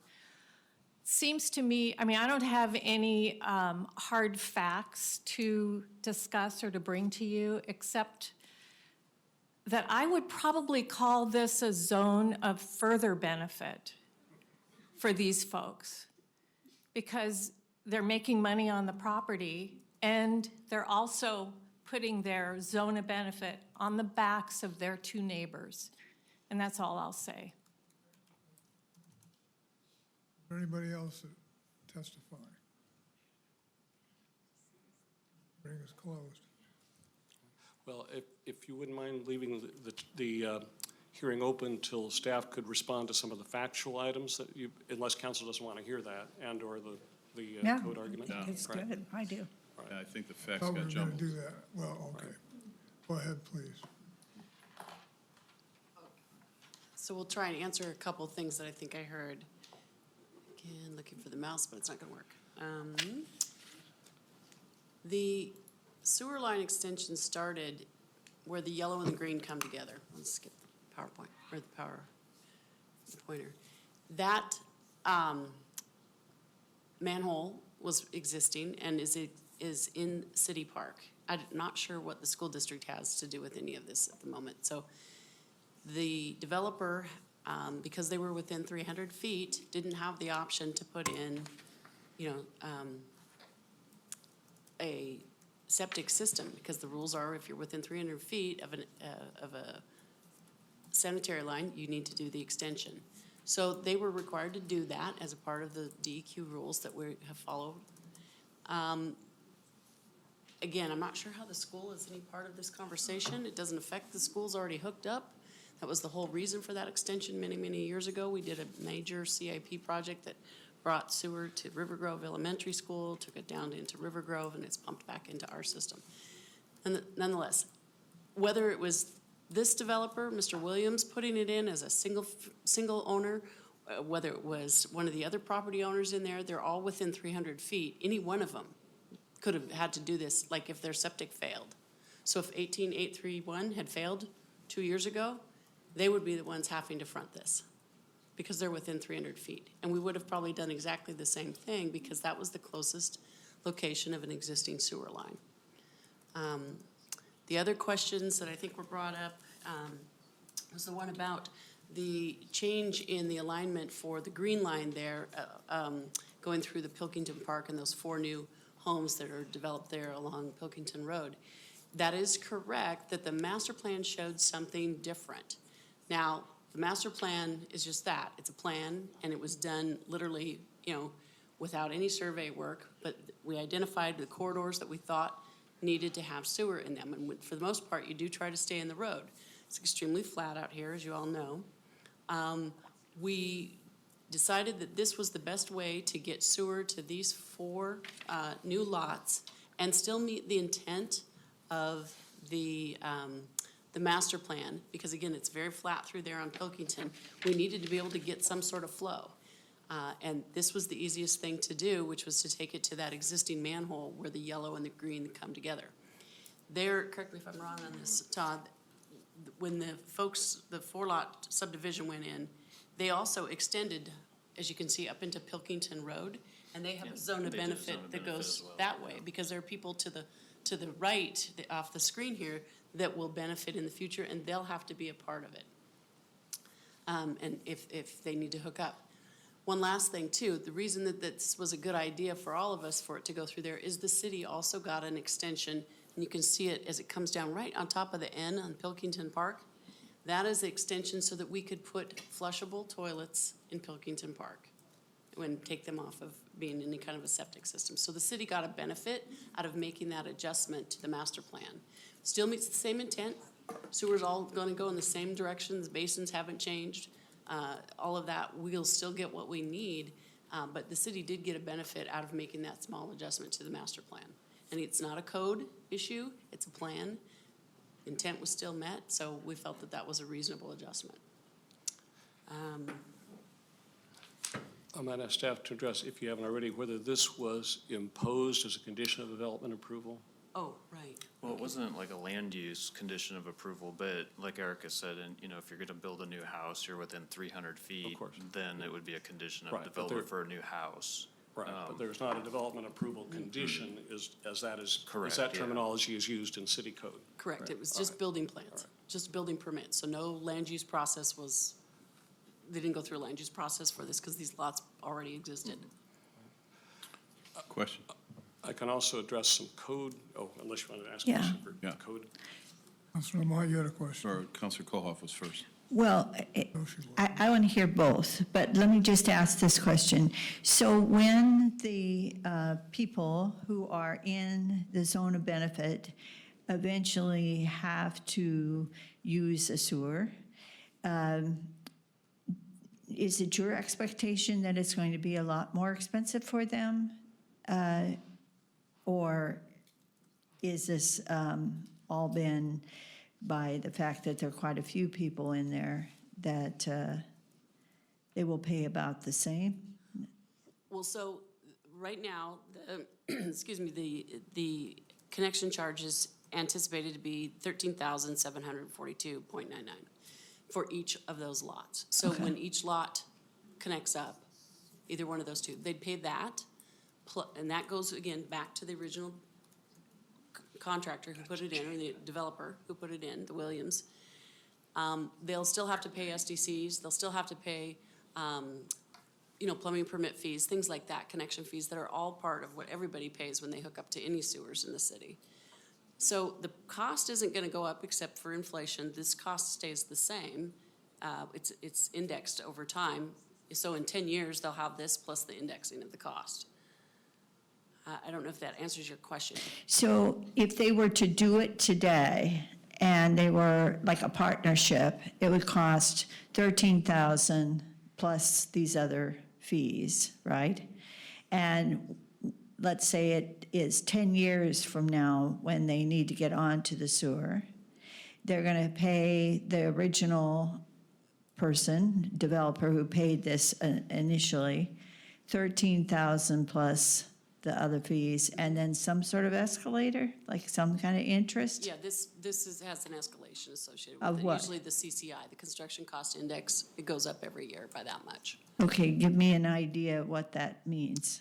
It's part of the engineering news record. When we do our master fees and charge updates, you'll see there's always a small increase in the costs and it's based on the construction cost index. So all of our fees are indexed to the engineering news record industry standard for what's the cost of construction, how much did it go up over the last year. Sometimes it's 1%, sometimes it's 2.6, it varies, but we use a standardized approach that is used throughout the country, and it's specific to this area. So the fairness idea is that in 10 years, that's about what they would have to pay if they had their sewer put in at that point. Right, in theory, whether you put it in now for $100,000 to put in the whole sewer, let's say I'm just grasping at numbers, it's gonna be $100,000 plus whatever the cost of construction index is in 10 years. I mean, it's hard to guess what, construction costs are gonna do in 10 years. but it certainly will be more than it is But- today. But that was the plan, that it would roughly be the same plus what it would cost today and what it would cost in 10 years with that That's the theory. inflation You're right, or that right. interest. Okay, thank you. Councilor Mott, you had a question? That's being left out, and that is, yes, $13,000, but that doesn't include the construction This costs isn't on that the I'll record. have to pay. Ma'am, please. Correct. Councilor Mott, you had a So question? my question is, because I've been at many presentations you've given about the inefficiencies of trying to get a handle on engineering in our unincorporated areas because of the Swiss cheese of who owns what, who's in and who's out. So what you're saying in your report and what you're saying tonight is you've done the best engineering approach to how to let this gets laid out. Where are the manholes? Where's the flow? What sewer's in? What sewer's out? To benefit that whole area. And then they weren't forced to come in because their sewer was failing. They wanted to come into the city and then add sewer to it. So there's no problem with that. Someone can knock on our door and come in and be part of our city if they want to. It's not because their sewer is failing. If their sewer is failing, they can come in as well. So they voluntarily came in. They're going to redevelop 2 lots and whatever they're going to do with the other lot. And they put in the engineering according to our engineering department's plan of what is the best for our city overall. Even if it is pockmarked and inefficient as it is, you're trying to do the best for this sub-area. Is that correct? That's correct. And one of the things that I think was alluded to too is that it wasn't put in a great location for certain properties. Well, unfortunately, there's a lot of things underground. There's water, there's power, there's storm, and this road had already some of those facilities on the other side. So you can only put the sewer in whether there's room left, if you will. Somebody's gonna be on one side of the sewer and somebody's gonna be on one side of the water. I mean, there's gonna be pros and cons in both situations. We put the sewer where it fit best, where there was room left in the roadway, to be honest. Is it equally advantageous to everybody? No, it never is, because not everything can be dead center of the road. You can't put the water and the sewer and the storm on top of each other and have equal distance to all properties. The other thing is that, you know, I will tell you that not everybody does get to have gravity laterals. We have a lot of pumps in this town, and it's because of the situation we have with the grades. I hope that this can be a gravity situation to all those properties, but there's no guarantee. And we did the best that we could, given where we had to come from, down low, and also trying to think about how, if it gets extended up to, it's not labeled there, but that's McEwen right there at the top, how it will eventually reach there without coming out of the ground, so, and without being too deep. So we take that into account. I can't guarantee it's 100% perfect for every house, though, because we don't have the time and the ability to go through. This isn't a project that we're leading. We would have to go through and do the survey on every single property, so. Thank you. It's a little bit of a risk. Councilor Wendland. A couple questions. On the submitted testimony, did you get a copy of that? No, we didn't, but it's in the record. Or you can have ours. I think it's code. There was a part on, let's see, it's 2C, that the cost for public improvement that is required is condition of development approval. So would you concur with that, or is that, I know I'm putting you on the spot, maybe you need to look at that, but there were some points that were brought up by members testifying that there's some questions as to whether we were following our own code and whether the costs are, who has the burden. I'd be glad to address the code issues. Okay, and then, so before that, let me ask you then, more engineering. On the gold line, is that have the capacity to add on if all the people, say, want to hook up in the street in the north? Is that a standardized size sewer Correct. pipe? Yes, it is. 8 inches is our standard, and it can usually handle several hundred households. Wow. So I can't remember exactly which direction it would go from here on the master plan, but it certainly was intended to go up to McEwen and possibly go to the right or to the left. I can't remember. I think it goes left. It could go right. Again, we're gonna have to address that when 'cause we it's get flat. in more Right. detail later Yeah. on. But we do have a line on the master plan that shows going up Pilkington, so there's gonna be a break in there someplace. So in the, let's just say they all, the street above 18782 and so on down the line, they want to join in and get into the sewer hookup. So they don't have to have any cost of benefit or the zone of benefit? I mean, how do you determine it's just those 5 lots versus the 8 lots around it? So you start somewhere, this is kind of at the Right. bottom, if you will, and then each time it gets extended, there'll be a new zone of could be, if the developer chooses to do so, could be a new zone of benefit extended beyond that. So if 1872 or 18793 decided to come in and that was the right place, or they were required to come in and they're within 300 feet, they would extend from where it leaves now up to their property, and it could then encapsulate a few more properties that are receiving the zone of benefit. So it's kind of, the zone of benefit is for the people who are, if you will, downstream of what you just put in. Okay. And the people above stream will pay for that extension, and above that, that extension. So it's a bit of a domino.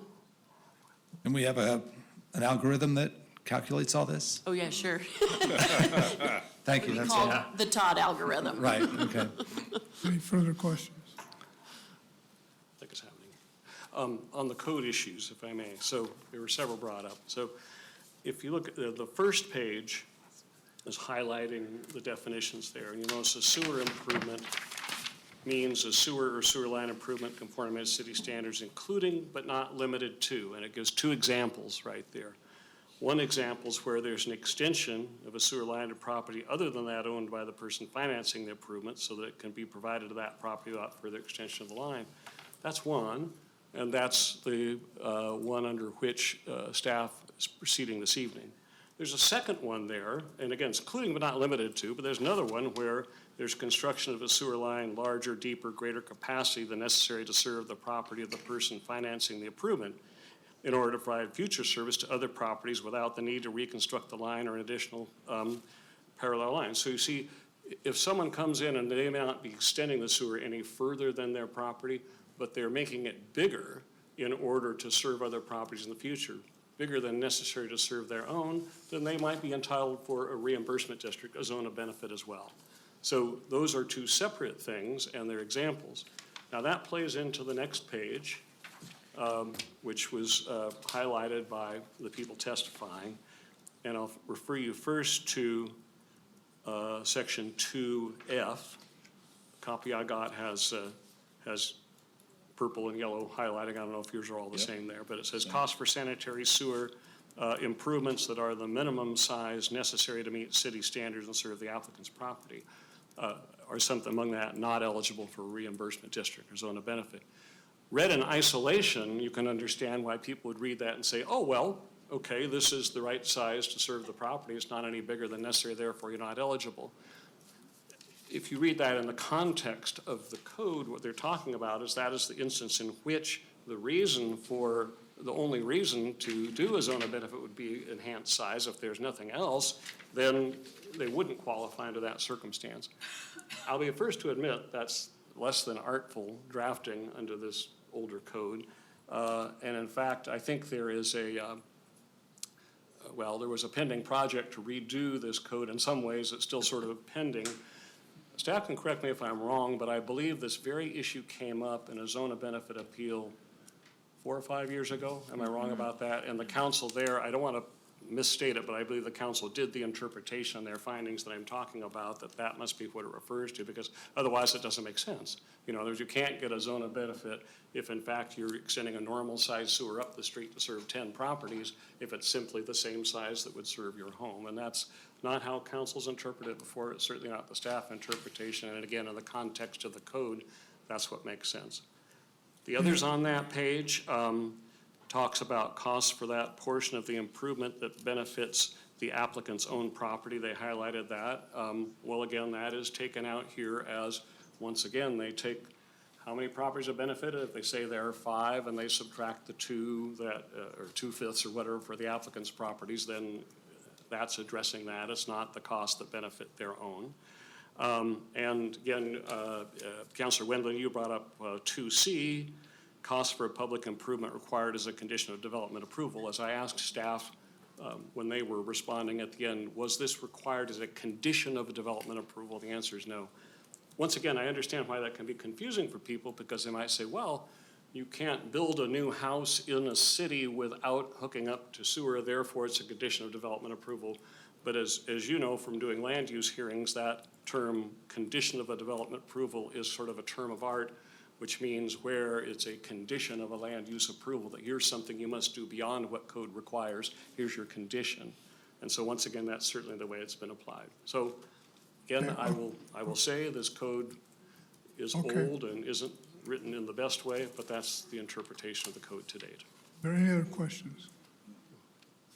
I'm going to make a motion that we tentatively approve the proposed zone of benefit as set forth in the engineering department report and direct staff to present a formal written order for approval on November 5, 2019.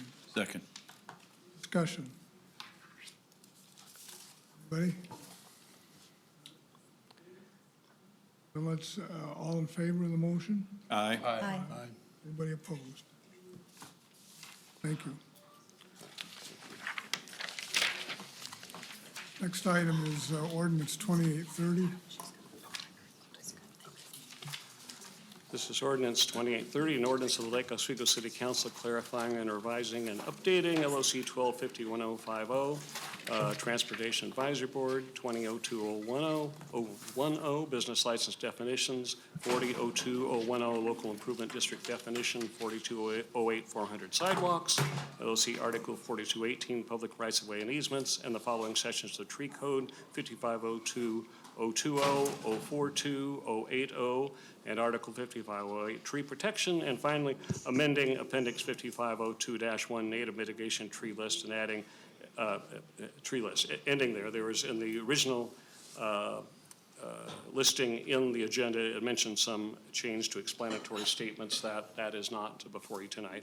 Again, this is a legislative matter, so there's no need to make any declarations with relation to ex parte contacts or bias, but I would ask if any member of the council wishes to declare anything with relation to a conflict of interest. Hearing no declarations, anyone wish to challenge the city council member's right to hear this matter? And hearing none, the hearing procedure again is listed in the code, which will begin with a staff report, then testimony with a time limit of 3 minutes per person. And with that, we're ready for the staff report. Let me, just for council clarification, there's stuff in here about trees. That it all comes under tree protection, with the exception of one definition, but it's all basically tree protection. I'm sorry, Mr. Mayor, I'm having a little trouble. Okay, just the stuff about trees is basically tree protection, with exception one definitional. Yes, there's some definitional provisions on the tree removal article, and if that's your question. And then there is a addition to a criteria on the tree removal, which would require, which would essentially prohibit the removal of a tree under a type 2 if that would violate any other section of the Lake Oswego Code. All right, go ahead, please. All right, well, all right, to set the scene, annually we bring to you clarifying, updating code amendments by various departments. That's the job of our city attorney's office. And as Mr. Powell has indicated, they are varied, and they range from Transportation Advisory Board selection process to eliminate what is no longer done as far as doing district membership, district representation on the Transportation Advisory Board, to a clarifying definition under the business license as to what rental unit meant in 1988. I think when that was adopted, it did not mean short-term rentals. We want to clarify that because people who have two or fewer rental units don't have to have a business license. But that we do not interpret that to apply to short-term rentals. We want to clarify that so it's clear to the public. And then there's a provision about hedges to make it clear that hedges can obstruct views on the right-of-way and should not be grown without getting an encroachment permit. And then there is, as the council knows, quite a number of amendments relating to the tree protection code, and that sort of stems out of the there's a tree removal section article, and there's a tree protection article, and at staff, and I think some people have sort of seen them as being one, but in actuality, unless there is a incorporating provision from the tree protection code into the tree removal section, then it doesn't exist in the tree protection area. And I think one example, if it's clear, is the definition of tree protection zone was found in the tree removal section, not in the tree protection section. So that kind of, we need to move that over, as well as some of the other common definitions there. And then a number of clarifying amendments have been made in order to make it clear to the public how the tree protection should be administered, how it is being administered, and in order to protect the trees in development sites from damage or injury. So that's the overview, and I will be happy to answer any questions, or a department representative will be available. Questions? Council Wedlin. So the tree code, or the tree protection, whatever you're calling it, things to do with trees, there is not substantive change to the work that the 30-member committee did, when was that, a year ago, 2 years ago? 2 years ago. Is this just kind of cleaning up definitions? I mean, there's a lot in here that. There is, and it's more than we usually bring as part of the code update. But specifically to your question, the ad hoc tree committee several years ago looked at the criteria for the type 2 tree removal and looked at the tree removal section, that is 5502, the article 5502. They did not look at the tree protection standards. So no, that it is not, it does not touch upon the tree removal, tree protection side. And Jessica Namanalou consulted with the ad hoc committee, and she can address that. Yeah, I just wanted to, just a point of clarification. Actually, the ad hoc tree committee from 2015 did actually make some changes to the tree protection. They weren't really substantive. They addressed things like we had, I guess what you call a loophole where certain plumbing permits and permits, construction in the right-of-way were not subject to tree protection regulations, so they kind of closed that gap as part of the proposed code amendments. And I think they also changed the height of the fencing and required that the fencing be metal, but they weren't super substantive changes, but they did actually modify some aspects of the tree protection section. So would you say that if the committee of 30 met again, they would be in agreement with the proposed changes? Well, I think that what it does is it clarifies our current practice, and I think in some cases it may, I think it clarifies to anyone applying for a tree protection exactly what it is that they're supposed to be submitting. So it's really more clarifying than, it's certainly not taking away any tree protection regulations. I don't know that it's adding to it, but it's more, again, more of a clarification process.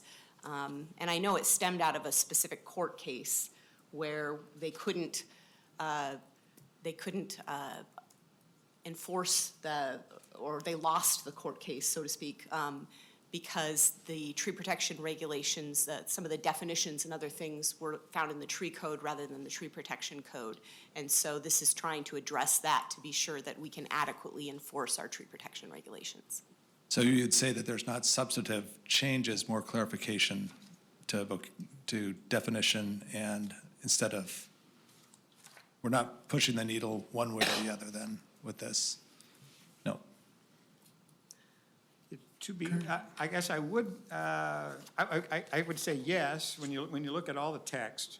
And I have worked extensively with Bill Youngblood, who is our code enforcement person on that sort of thing. So yes, I do feel that it is clarifying both for staff and for the public as to how this thing operates. There is one item, I guess, that if you will, push the needles, makes it clear, although I think it already is, there's already authority for it. In the prohibited activities, it does state specifically that an arborist shall not direct any person, including the applicant or contractor, to conduct any act in violation of the article or plan. There was a question as to whether if the arborist told the property owner to do it, and the property owner did it, is that the property owner's violation or is that the arborist's violation? I mean, they relied upon the recommendation of the arborist. If that recommendation was in violation of the plan, this makes it clear that that would be a violation by the arborist. So that's the only needle pushed. Okay. Councilor Koloff. So the only question I had was about the native trees that was raised. The question was raised by Ms. Cassidy. And the point she made was on her page 13, that the 23 trees of the 53 were native to the Willamette Valley. I know we had before us, not too long ago, the question of whether we were going to expand the trees that could be put in. I think our intent, though, was to stay as close to the native trees as a core of what we hoped people would put in. And none of that really has been changed by what you've done here. It seems to me that you haven't expanded or deleted trees that we had gone through before.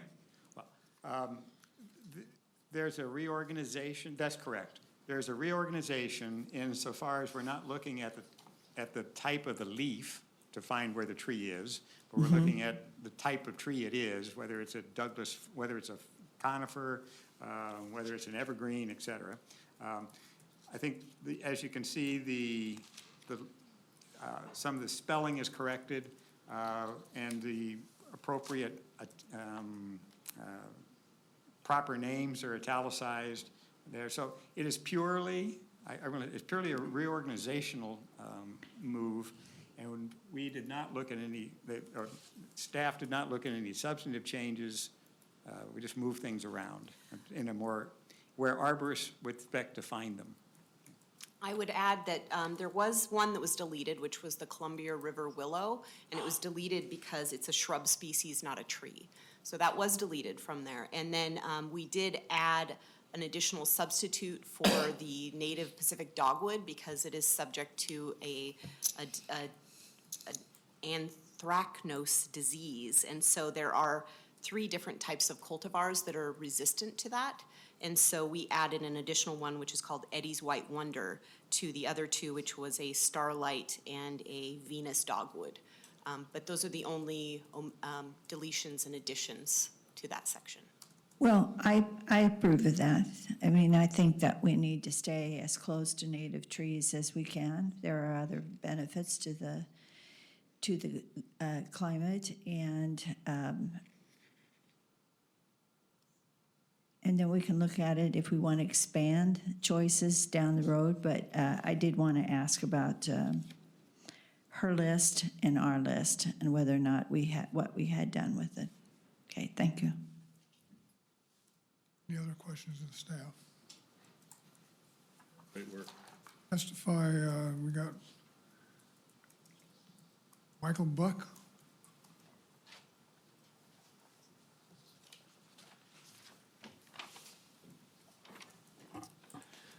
Good evening, Mayor, City Councilors. I'm here on behalf of Chuck Fisher from the Lake Grove Neighborhood Association. Is there any more time, if I need it, than 3 minutes for being a representative for association? Well, it's up to the council. This is simply, it's not a land use proceeding. The council has set up a time limit of 3 minutes per person regardless. All right, I will try to stay within the 3 minutes. So I'd like to, first of all, I want to thank the building planning, engineering department for their, diligent oversight, which is manifested in this ordinance. But I would like to address, on behalf of our neighborhood, Chapter 42.08.400 on sidewalks and pathways. And in Lake Grove, we had a general meeting, an annual general meeting on September 19th. And we also, at that time, had a neighborhood meeting with a developer for a 3-lot partition on Lake Grove Avenue, 3884 Lake Grove Avenue. And when he was saying what he needed to do for this 3-lot partition, he was saying there would be 15-foot right-of-way taken on Lake Grove Avenue for the infrastructure, providing for a sidewalk or a pathway. and that was being required by the city. And that raised kind of a lot of us neighbors' eyebrows, wondering, because this is on the south side of Lake Grove Avenue, which is a street that has no blocks. It's a half mile from Reese all the way to Upper with no division, just all single-family residential houses, except for at the corner of Reese where there are apartments or townhomes. That is the only sidewalk in that whole half mile. So this would be the first one, and it's not contiguous with that townhome or apartment, anyway, the multifamily. There is no other sidewalk or pathway on any of the other R75 on that street. But there is one right across the street for the whole distance. So regarding this, most of the residents wanted safe pedestrian connectivity, but there's also needs like, how are we going to park? Or is there room for a bike lane? Or, where's all the utility and garbage stuff going to be put out? So neighbors were wondering, who determines the priority, what gets implemented on streets that do not have special street setbacks and already have a pathway on one side?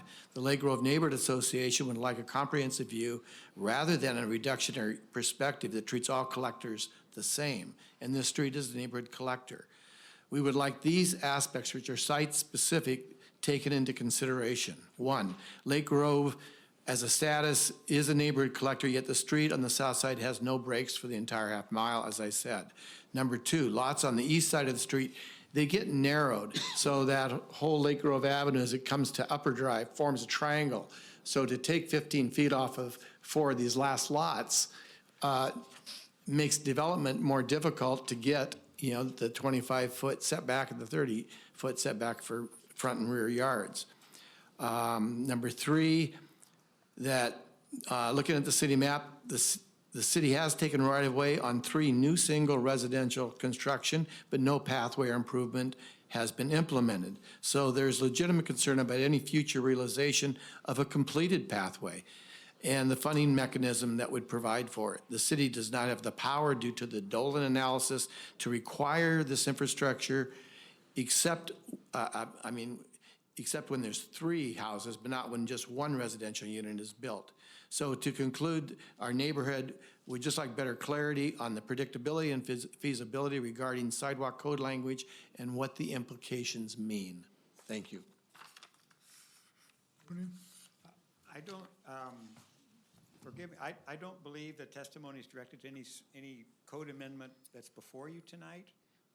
I think that's a suggestion for some future code amendments, and I would urge Mr. Buck to contact the departments, relative departments, planning or TAB. Would TAB be the place to go with this kind of planning? I would suggest you first start with the departments, and then they can recommend to you whether to go to TAB or whether the department wants to move forward either as part of the annual code amendments next year or as some special code amendment.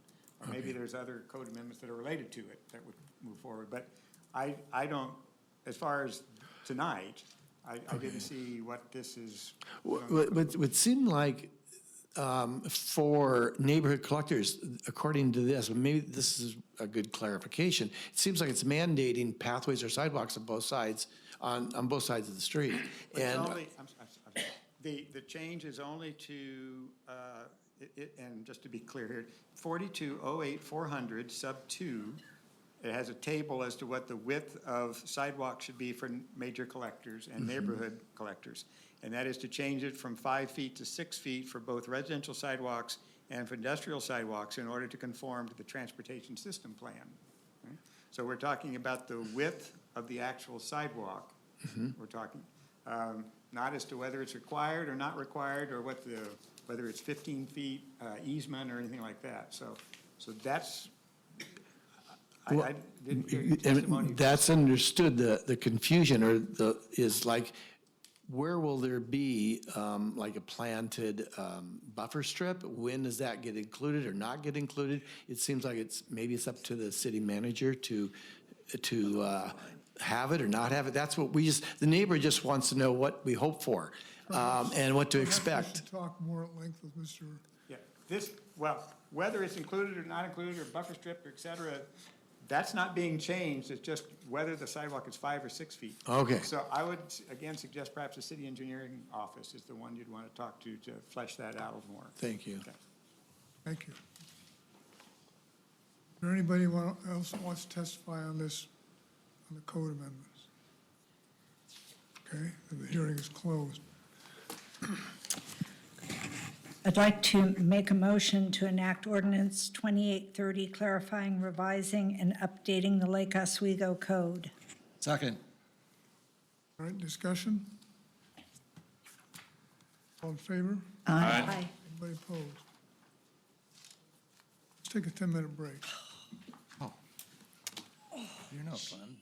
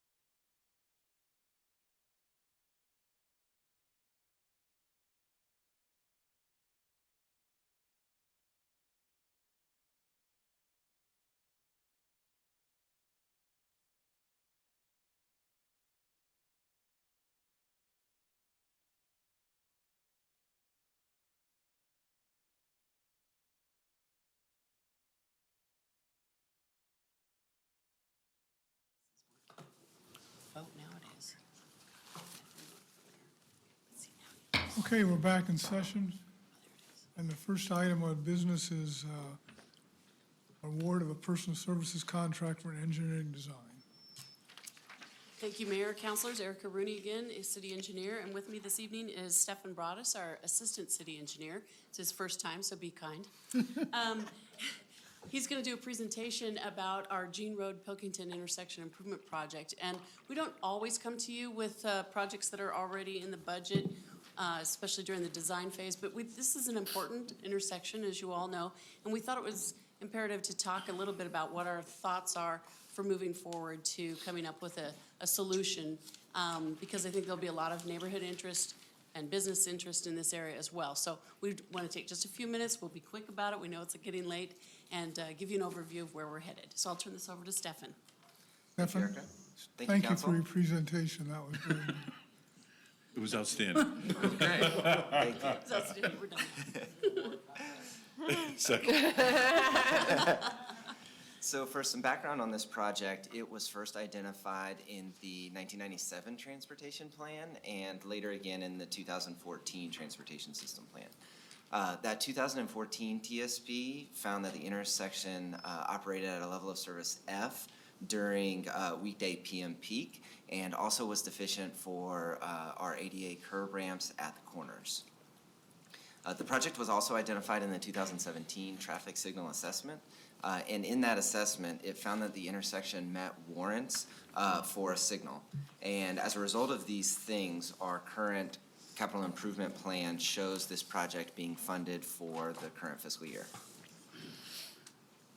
So this map shows the general location of this intersection.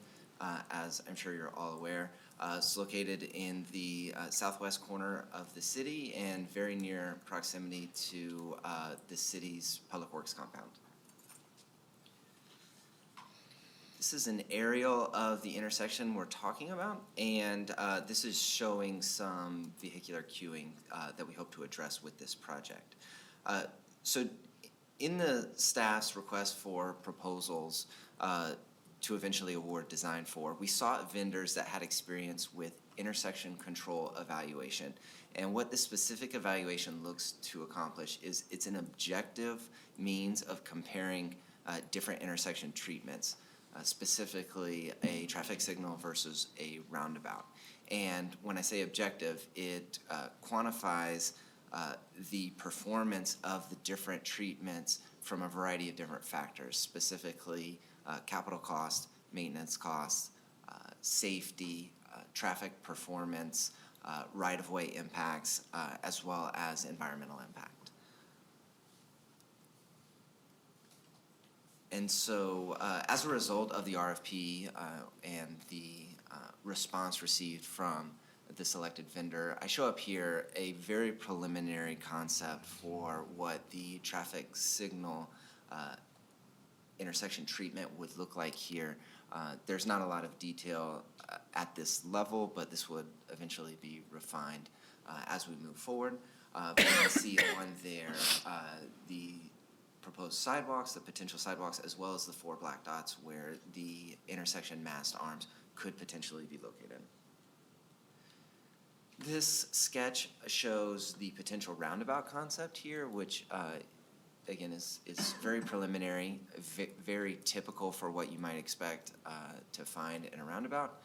But these sketches show the potential change to this intersection as well as an overlay of potential impacts in the surrounding area. Here we have the fiscal impact of what this project would be. We have, as I mentioned before, just over $1 million funded in this fiscal year, followed by about $250,000 for next fiscal year. The proposed design fee to perform the intersection control evaluation and then take the preferred alternative and develop construction level plans is about $367,000, and the remainder of that would go towards construction and right-of-way cost that may be incurred. Next up is our estimated schedule. So with approval tonight, we would start design, and through that process and public involvement and refining our construction drawings, we would expect those to be ready by August of next year. And then through the bidding process and then returning to council for the approval of the construction bid award, we would look to award that in a couple months after design was finished in October of 2020. And then execute a contract and start construction about a month later. And we expect that to take about 6 months. So we would be looking at the end of 2020 until about May of 2021 for construction. And again, as a quick summary, the vendor selected during the request for proposals was Century West Engineering Corporation, and their proposed fee that was negotiated with staff for the design of these intersection improvements is about $367,000. And thank you very much. Questions, anybody? Yep. Councilor Mans.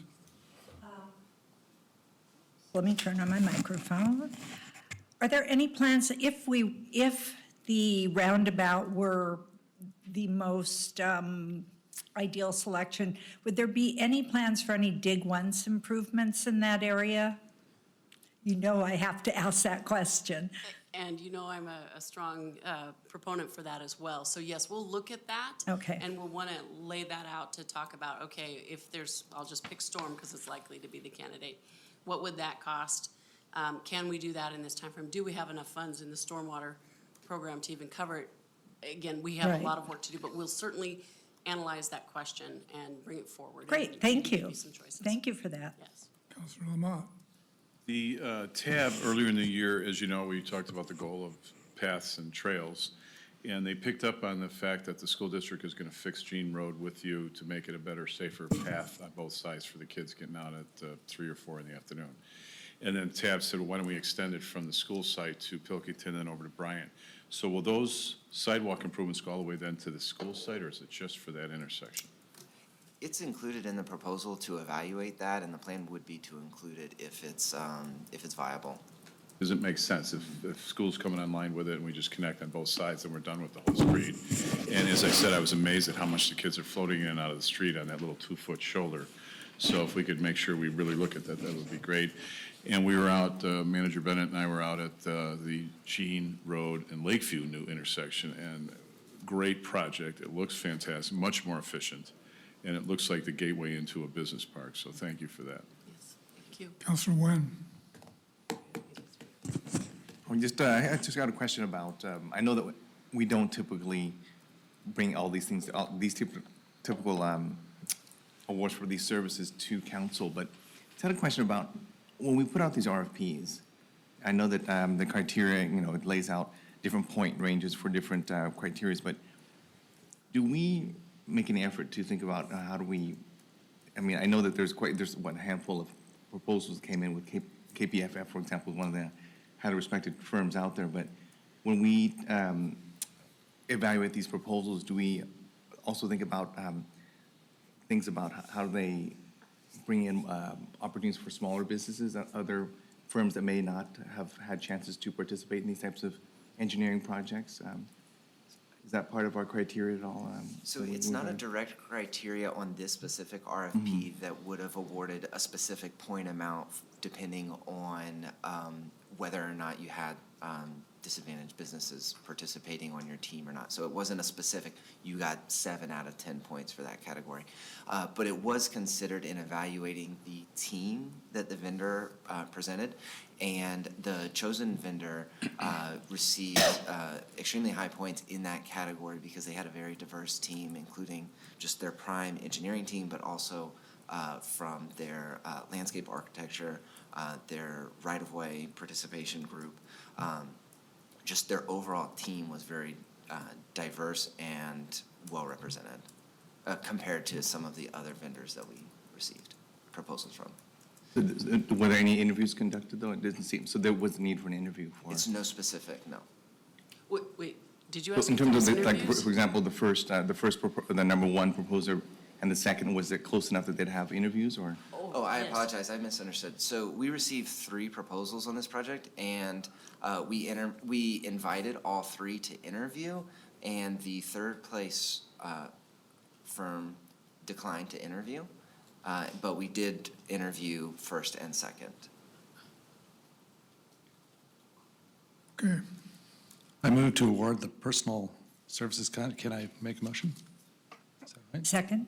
Oh, wow. Move to award, well, should I read the whole motion? Would you like the whole No, motion I read? don't think you. Okay. All right. Any discussion? All in favor? Aye. Anybody opposed? Thank you very much. Thank you, you did well, sir. We're excited for the roundabout if it Right. happens. Oh. Oh, yeah. We love Go roundabouts. roundabouts. See, we should come back to you all. Before we go. All right, next item is the consent agenda. We're talking about the minutes for September 3rd, 2019. Move to approve the minutes as stated. Second? Any discussion? All in favor? Aye. Opposed? Councilor Kolhoff, you've asked to take 8.1 and 8.2 off of consent. Can you, why is that? To aggravate you. No. I second it. You have? I just want to make this succinct. In 2018, there was one vote where we agreed not to do this sort of onesie, as Councilor Lamont refers to these types of annexations. I note that neither of the two are needed because of failure of the septic, but rather for development, which is not necessary that there be a septic failure, but that sense of urgency or someone being in a plight isn't there. And these are just inefficient. Okay. And so I don't see them as something that we should, as a policy matter, go forward and approve. Mr. Estes, the one on Atwater is dead in the heart of our city and sewer right out front, so it's not a hardship on our city, correct? Sewer is available on Atwater Road and this property can connect by either gravity or through mechanical pumping. Well, that'd be just like anybody who wants to hook up in our city. Well, it's also not a cherry stem, which we got close No, to that's, cleaning that up. this It's is right on the this is a edge. home run, knock it out of the ballpark one. It's contiguous. And I also think for the record, we're getting closer, we're getting closer and closer on Atwater to pulling and connecting the dots. And I understand there's a developer about ready to pull up 3 or 4 lots there, and it'd be ideal if we can get everybody in the room with you and the manager and the This This might be a really That's good not how time it's to told get some strategy. clarification on that policy as well, because I know that in your meeting in December, you discussed options for annexing property and delivering city services. However, those resolutions, and that included cherry stems and those kinds of things. Right. Those resolutions did not pass. That's right. And so we are in the position of accepting those kinds of annexation applications at this point until which time we receive. All right, let's go ahead with the process here. Make it. I move to enact ordinance 2826. Second? All right. Any discussion on that Yes. other than what we've already had? Yes. Go ahead. Okay, so if our city attorney can clarify, what I understood last year that our city manager or city planner found out was that within 300 feet of our sewer, you don't have to annex somebody if we don't want to provide the service or we can't provide the service. Now, there's a misnomer, I think, that was out there, and somebody on staff brought that up and said the county clarified to our manager or planner that we don't have to if we think it's inefficient.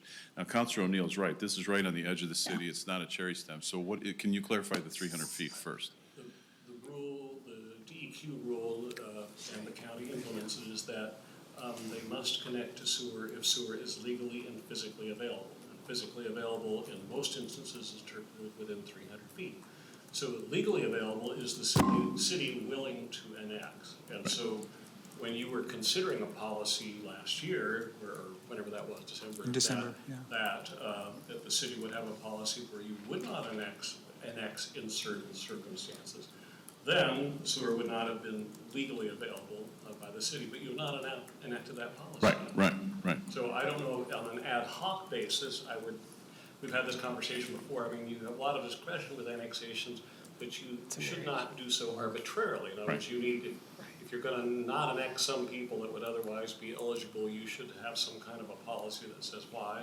That's what was presented, and we didn't. Well, let me ask this. One of the ones that Mr. Espy presented last year was the cherry stem, going way up a dog leg, and there was the one lot. And I asked, do we have to patrol that street now? Yes. Do we have to clean the street? Yes. Do we have to plow the street? Yes, for one house. That, to me, is not one we would want to do. I would not want to do it. This one, as Councilor O'Neill said, is right attached to the city border, and the more we close that gap and get together with the neighborhood, which they want to do it, and with this developer before he puts septic in, we could close the gap every day and add to it, at least to do it. But I think, as Councilor Kohlhoff's saying, I think we should review these until we clarify that policy. Well, we've already voted on that policy, so. Oh, that was before our new councilors came out.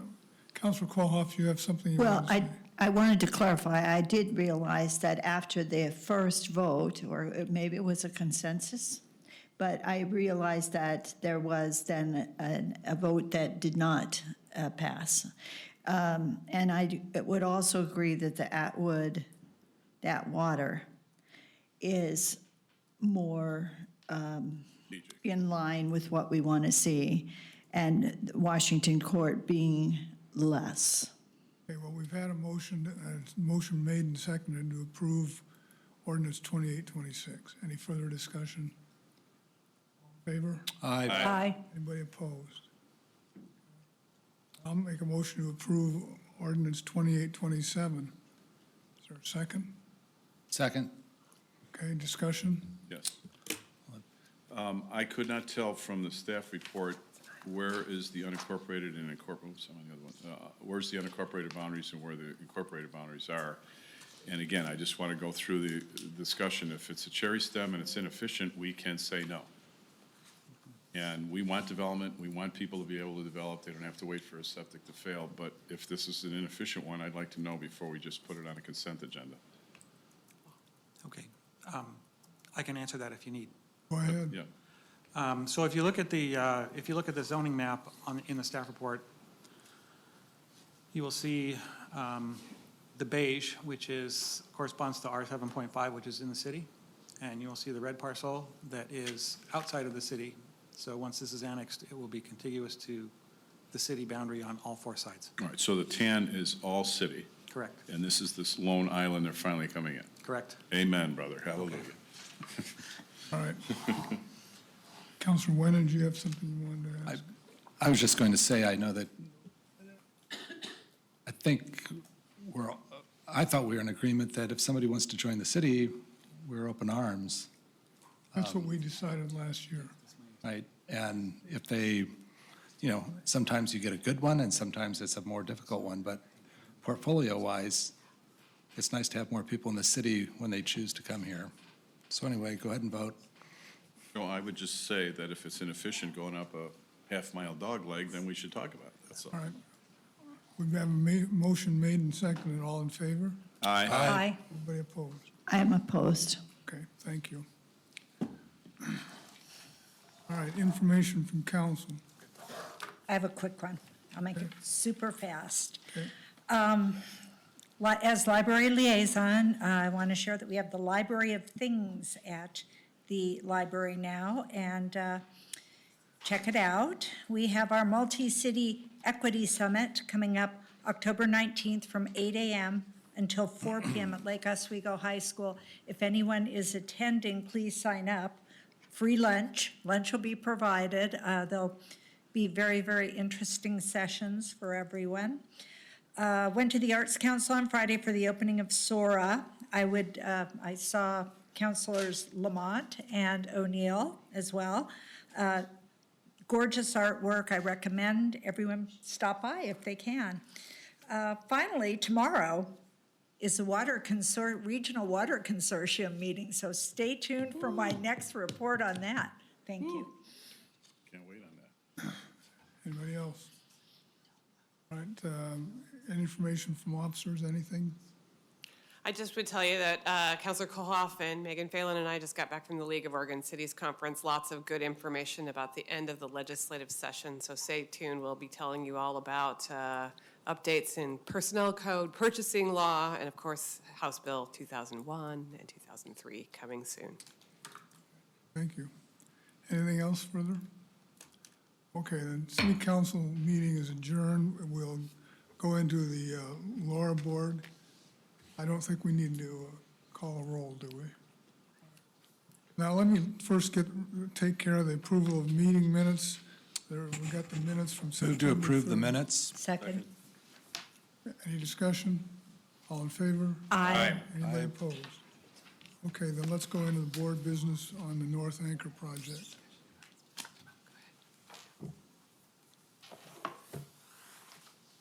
I think we're here as promised to talk with you about the next step for North Anchor. In the staff report, you're going to see not only some requests for confirming prior direction, but some of the policy questions that have come up either from some of you or from interactions or questions we've had for the development community. So to Councilor O'Neill's question of where did this whole idea of splitting the parcel come up, it came up from a conversation we had with a developer. And so I asked staff to put that in to make sure that you all got an opportunity to give us feedback about whether that was something you wanted to do or not, so that we can be clear in the RFP about what it is the city's looking for. So if you have any questions about how that stuff got there, chances are somebody asked us and we decided that we would want to ask you so that it wasn't just us making stuff up as we go. With that, Sid or Scott, are you going to give us a quick overview? Yeah. PowerPoints. Yeah. Good evening, Chair Studebaker, members of the board, Sid Sin, Redevelopment Manager. The North Anchor project's been a long-time goal for the board, and unfortunately, recently, we've had to kind of restart the process. However, we have learned a lot of good information through that process, and I think this is also a great opportunity for the board to kind of reaffirm some of the decisions that have been made and take the opportunity to make any changes as we move forward. There's two parts. One, I want to talk just a little bit about background, a little context about the North Anchor project and our downtown overall, because it is kind of really important for the overall downtown redevelopment process. And then, as was mentioned, talk about some policy questions as to how does the board want to move forward with the North Anchor project? And those are the questions that we're hoping to get some firm direction on. What our goal is to come back to the board with whatever solicitation process you'd like us to come back with in the near future. But I do want to talk about, again, the background. The urban design plan as well as the East End redevelopment plan provides a vision. And that vision talks about things like meeting the community need, feeling of vitality, drawing people to the downtown area, pleasant pedestrian facilities and activities that draw people. These are all things that kind of help economic development and downtown vitality, pedestrian, livening the pedestrian in the downtown area. And when I see this image of kind of our downtown, and it is pre-Windward, but it really kind of captures kind of the essence of the downtown.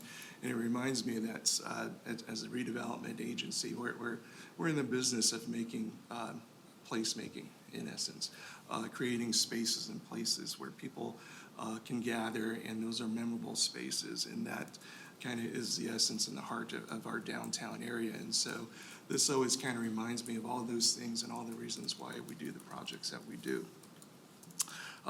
The urban development, urban design plan is the blueprint for our downtown, and it splits the district up into 9 different major areas. And for example, one being our Main Street, which is basically A Avenue. It's a kind of fabric of downtown activities.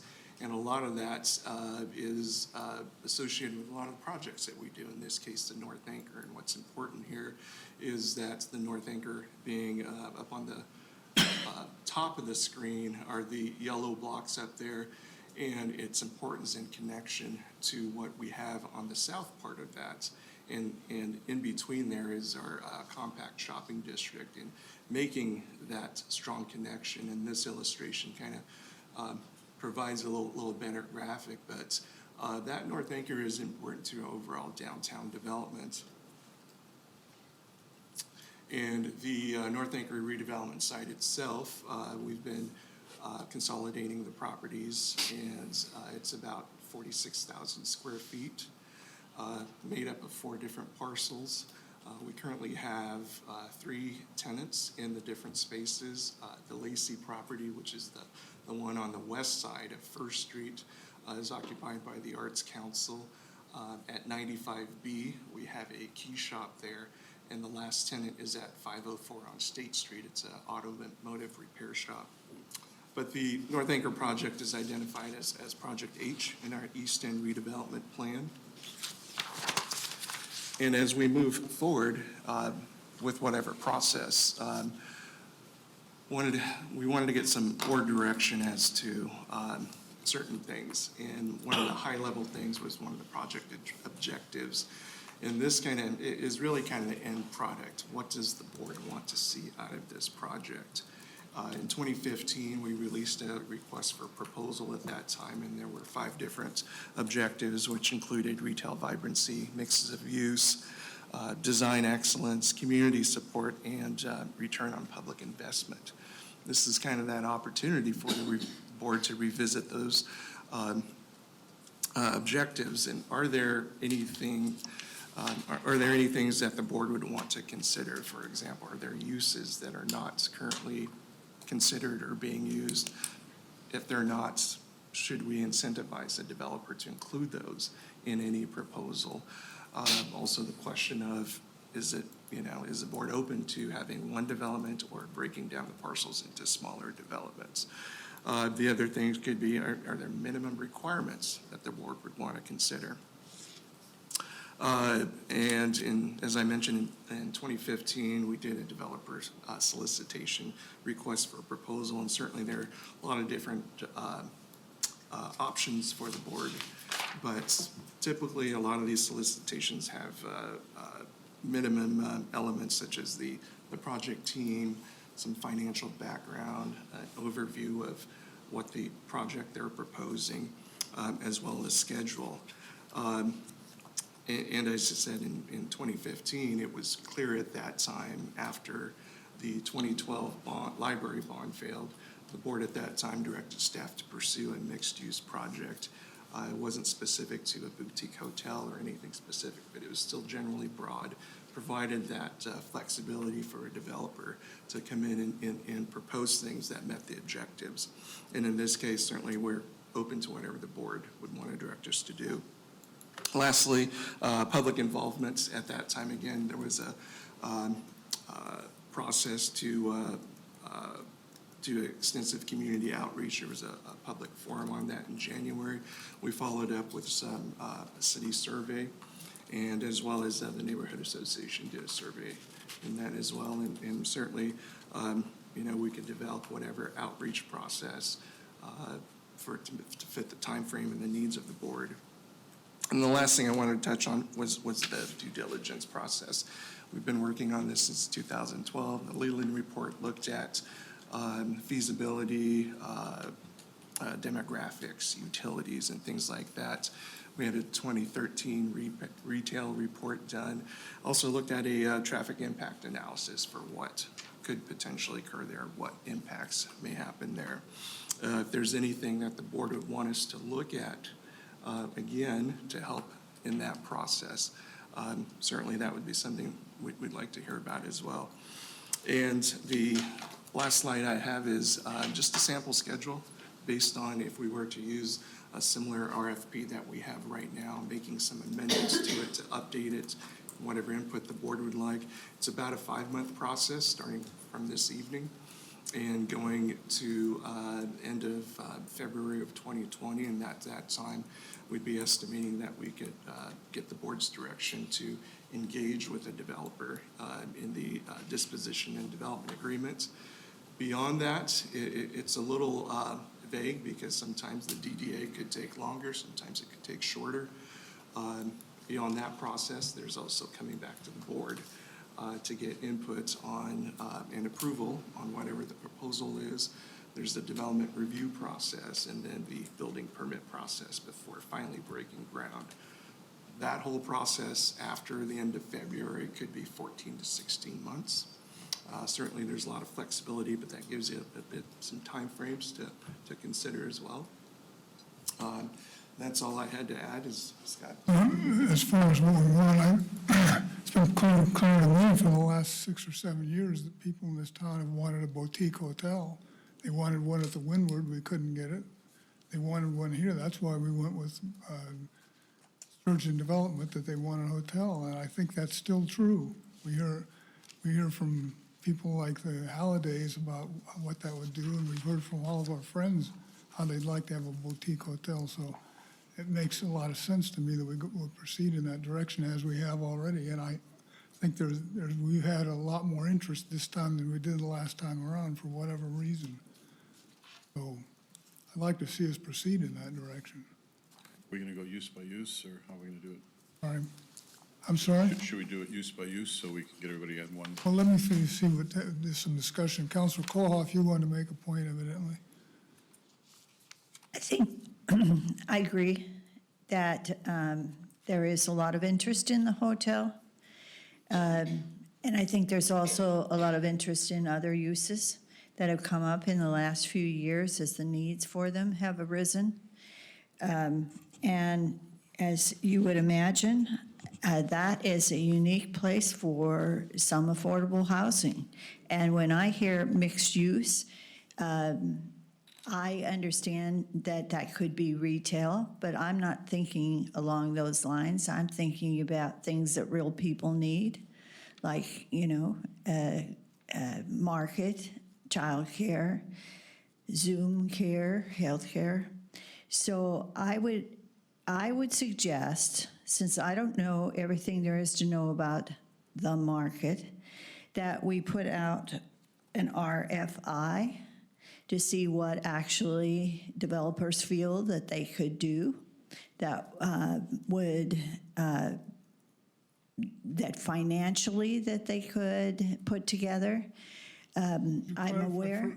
Clarify what an RFI is so everybody listening would know what you're. Well, they talk about it on page 5, that we have 3 choices: an RFI, which would be a request for interest, the request for qualifications, which I would assume would be down the road, whether you could pull it off. And the request for proposal seems to me that we're telling them what we want. And I don't know that we want to limit ourselves to that, because there are some other possibilities that weren't necessarily thought about or known at the time we started this project, which I understand predates, 2012? It's been going on for 20 years. That not necessarily this particular thing, but hasn't this plan for that end of town been 20 years in the making? The whole. Longer than that, LORA is. But I'm curious, affordable housing at that location, after we heard what the costs, everybody's saying the costs are extremely high, would we even be subsidizing affordable housing? No, I don't think so. That was one of the things we did at the League of Cities, again, over and over again.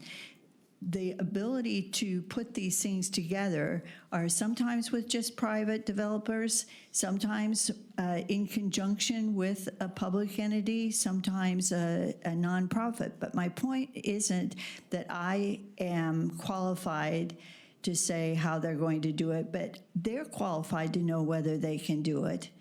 And I would like to hear from them if they want to do it.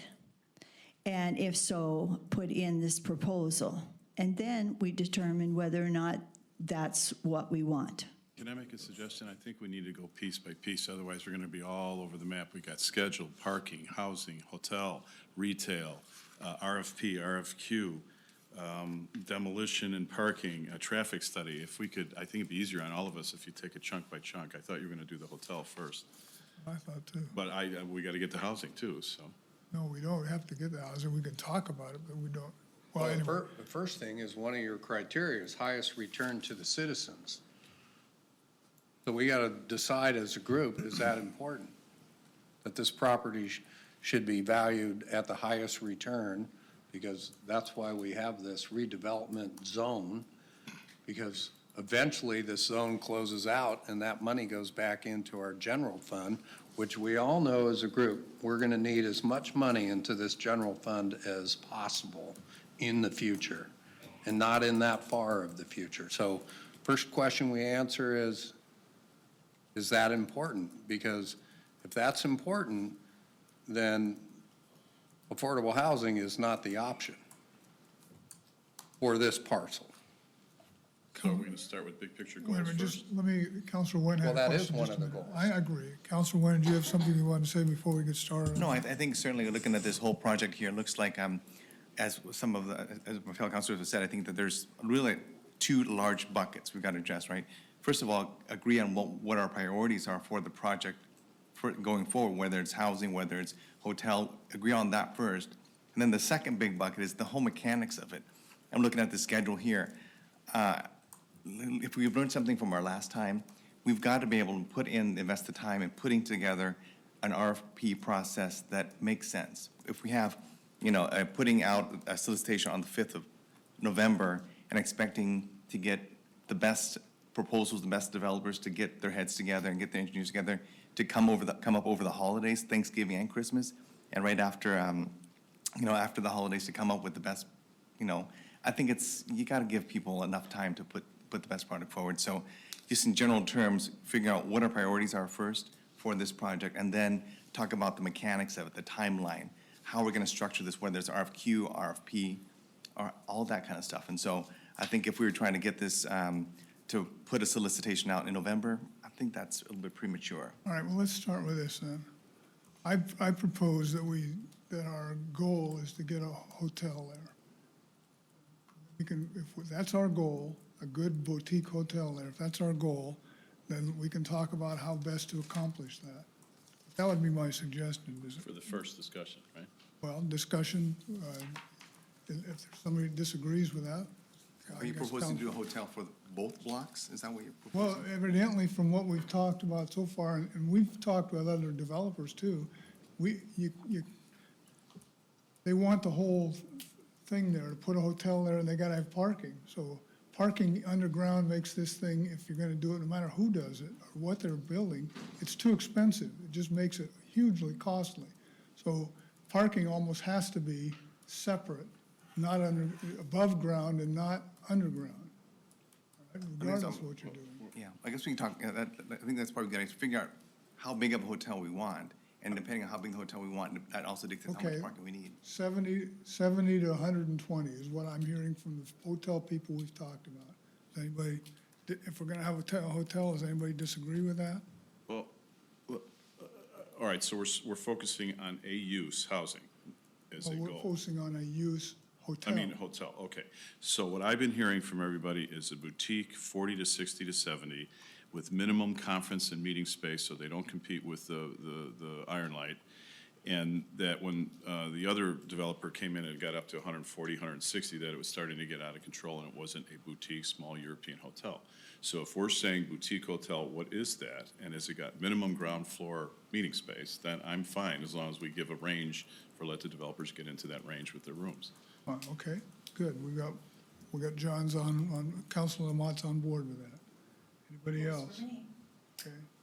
So now the question is then, how do we go about the process of finding people? Well, no, I think your next question is, if it's a smaller hotel, it's not going to consume the whole. Right. So do we add a housing component to somebody who wants to put in a 50-room hotel, but then they're willing to build, 50 apartments or condos? Mixed use. You can add that. That'd be the next. That would be an criteria. alternative. But Mayor, I think you want to put brackets on the hotel, right? If I get us right, we can take us through a hotel, yes, boutique, small, European, whatever you want to call it, smaller, not a big hotel, with some kind of bracket to see if they can get close in the bracket. minimal meeting and conference room, and then we're done. Well, And they fit. I understand that, but 70 to 120 is what I heard, was 120 really on the high end. I don't think people want to do that. But, just saying you're going to limit the meeting space, I mean, all you're doing now is saying, I don't want you to compete with the Beacon. And I don't know that people building that want to necessarily limit themselves according to what the Beacon thinks they should have. No, I understand that, but we also got to make sure we have viable projects. So I we could have agree. small meeting rooms like they started out with. She started out with small meeting rooms for a board to sit and have a meeting room, but if it was really big, it goes to our event center. So I think we can say, just be Well, it's careful. not our Yeah. event center. It's a private citizen's. Yeah, no, I event get center. that, I get that. But I also have seen it where everybody starts poaching each other's market, and then we're sitting there with vacant buildings. Okay. I think we've got to find that really important, make it so that the developer finds that sweet spot. How many rooms do you need to have it to make sure it pencils out? Because if you get to a certain point, you make your money on the catering, you make your money on the event spaces, right? So I think that's where finding that sweet spot where the hotelier can come in, whether that's 50 rooms, 70 rooms, what that number is. Make sure that the hotel rooms will generate enough revenue to make the enterprise profitable without having to have all this event space going forward. And the other, I think that, because I also heard from another developer that, hey, well, maybe have the hotelier that does that day in and day out be in charge of the hotel, and maybe the other piece of property, the smaller piece of property that's next to it, if somebody is able to do some sort of housing, whether it's a senior housing or what have you, make sure that person that develops that part has expertise in that. So expecting one developer, hotelier, that does hotel development to do also housing would be stretching them thin and really would not give us the best product. So. That's fine, But we have had people come and speak to us that have expertise in both of those. Quarterbacking the whole thing, right, No, expertise in hotels and housing right, right. Yeah. and office So, and retail. I heard, if I got it right, hotel, yes, let's put the room bracket on it, have some meeting rooms if they need it, but a bracket on that, and then we're done on the list of uses. Then the developer and the designers, the engineers, and the owners can go to it and figure out how to make it work. So I would suggest that what you do is state what you want as opposed to trying to get too prescriptive. And if you say what you want is you want a hotel that complements other existing uses in Lake Oswego's downtown, let the proposer tell you what they think that is, and then when you get the proposals, you can evaluate that against other criteria that you had. Am I making sense? If you get too prescriptive, you're gonna get one proposal. Or none. Or zero. Or zero. And so I think Qualitative. as clear as you can be about the outcome,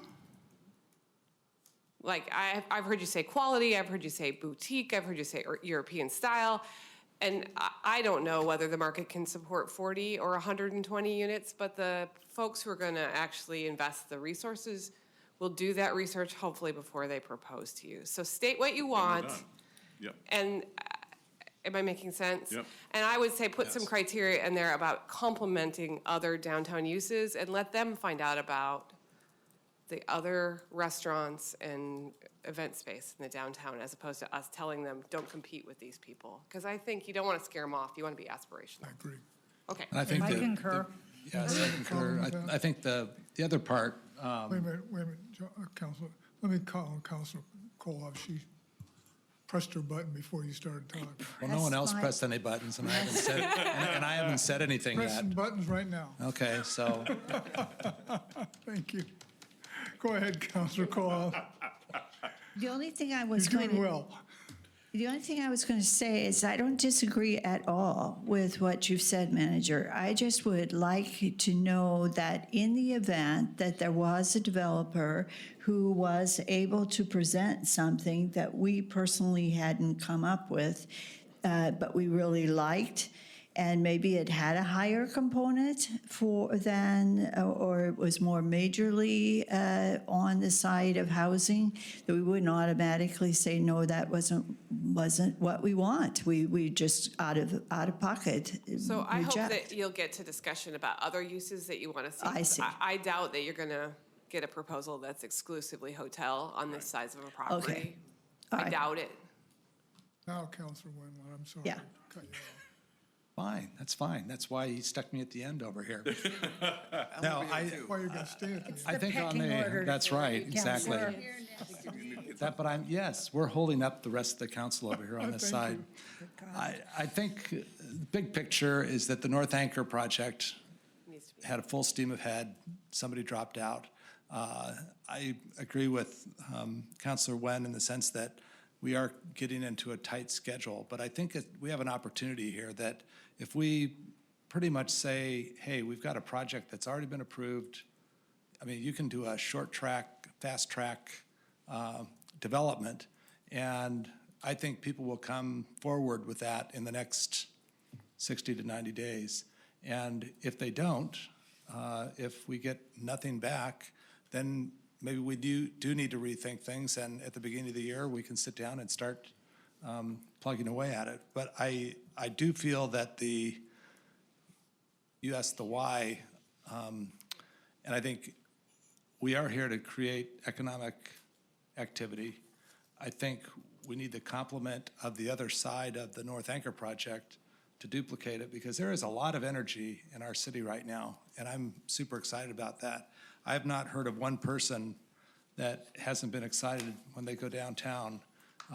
Even when it's raining, there's still activity down there, and I think we have some momentum going, and I think it's important for us to have that opportunity to maybe plug a project similar to what was proposed, what was almost approved, I guess. We were pretty close through your department, right, Director Siegel? Yeah, there's a lot of guidance out there now. That's Yeah, I think we're, I mean, I know we got cut off, but I think the time that we spent, we've baked our concept, we've talked to the neighbors, we've got community support, and I think that's really valuable. We've gone through a process.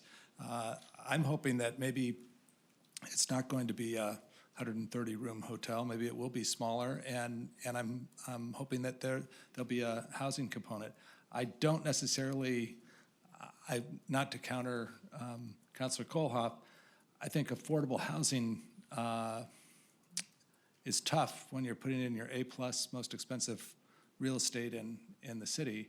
I think we definitely need to look at that, but there may be other options in other places of the city that we should be pursuing. And I think we need to get a sign-off with everybody that we're not going to contribute any money, or we are going to contribute money to that, because I think any developer that would come in would need that guidance if they're going to be dealing with affordable housing.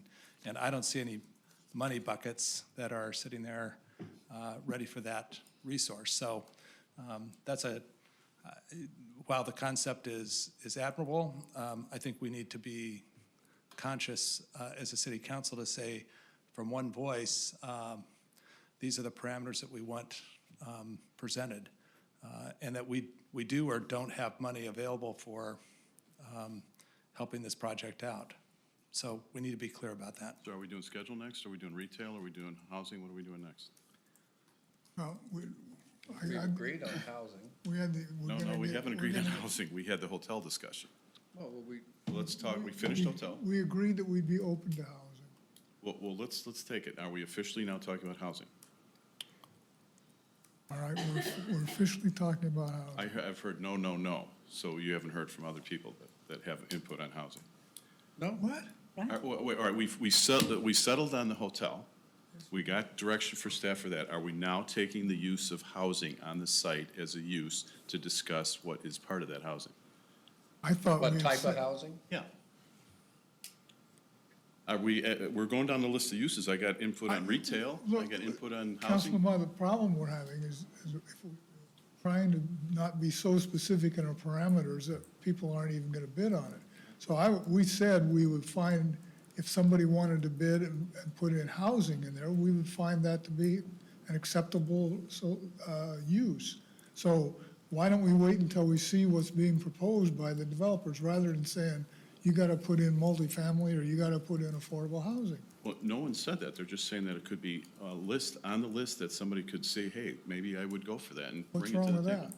What, do we need to get more specific than that? Well, housing, and we would look at missing middle or workforce housing. What is wrong with that? I guess, and let me have the floor now, because you guys keep saying no.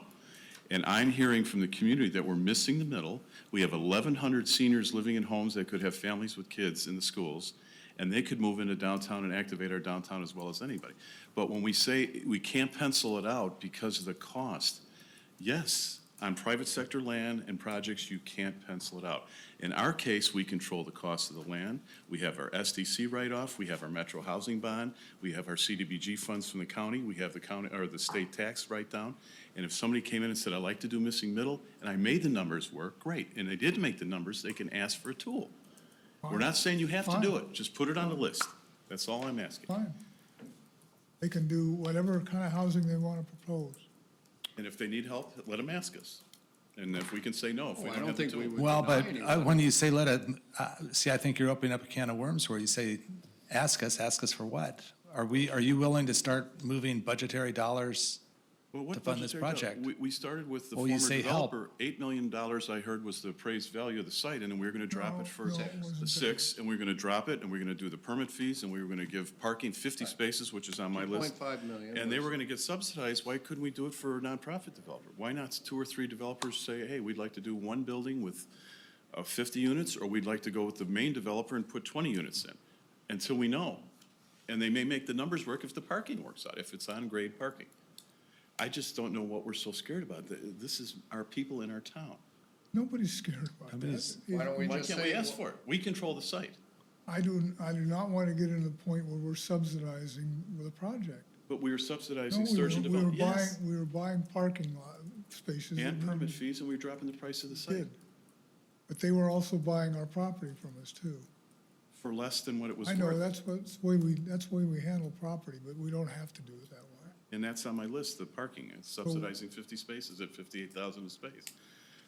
Well, let's find out what they want to propose. If they Right. can't do affordable housing, fine, but I don't want to sit here and say, and by the way, if you do middle housing, we'll subsidize you. No. Everything is put on the table, and then they're gonna negotiate with us on the cost of the land. Okay. It's straightforward to me. I just, Well, no, I we're guess not one- clarified there. So we No. just say, one of the components beyond a hotel is housing. It's housing, correct? General, whatever someone wants to bring to us, we're gonna listen to it. but if the vibe and message goes out that we want luxury housing at $1 million plus again, like we have around here, that no one wants to buy because it's not meeting the market, then we're gonna get stuck again versus. They're not going to pricing. propose that if We're not nobody's buying saying it, that. John. Why would they propose luxury housing if nobody's buying it? Mercantile, luxury housing, 205 units of luxury housing amongst all those jobs. And they couldn't put 20 units in there to help the teachers get some apartments near their jobs. We control I it. think you're gonna find, if they look around and look at any experience that's going on, like those condominiums across from the post office, they're gonna find that luxury housing does not sell. Right. So they can do their own due diligence, I would think. So we're looking for a hotel. We're gonna tell them there's a housing component. If they wanna do that, that's acceptable. So hotel's a minimum requirement. Yes. Housing, the RFP could be structured so that proposals with housing are encouraged and would receive greater weight. Is that what you're talking about, or is No, I housing think a equally. required component? It's on It's the list. up to them if they wanna do it or not. So hotel and housing are required components. Is that, I'm sorry, what did you just say? hotel and housing are both are required? components. I in the don't know RFP, is that, that right? the hotel is required from what I'm hearing, but housing may or may not be, depending on. We're But gonna it's need certainly to do a straw acceptable. poll. Allow it. Allow. Allowed, yes, And I assume that retail ground floor, as you have done in the past. yes. Questions on retail? Are we gonna get to that? Retail/service? I How mean, do we define define retail. retail, Scott? So retail in the, kind of in the realm of redevelopment is restaurants, traditional retail storefronts, commercial services. That's how I think we've approached it. Although the development agreement on Lakeview Village and the Windward have had restrictions on the type of commercial that you've allowed there, and then you've made changes to that. So I don't think we're gonna get into that level of detail in the RFP, but retail would be open to commercial services, personal services, shops where retail goods are sold, unless you were wanting to. That's pretty much direct otherwise. everything non-office then, Yeah, right? it's really activating, it's about activating the streets, so there's Right. customers coming and going.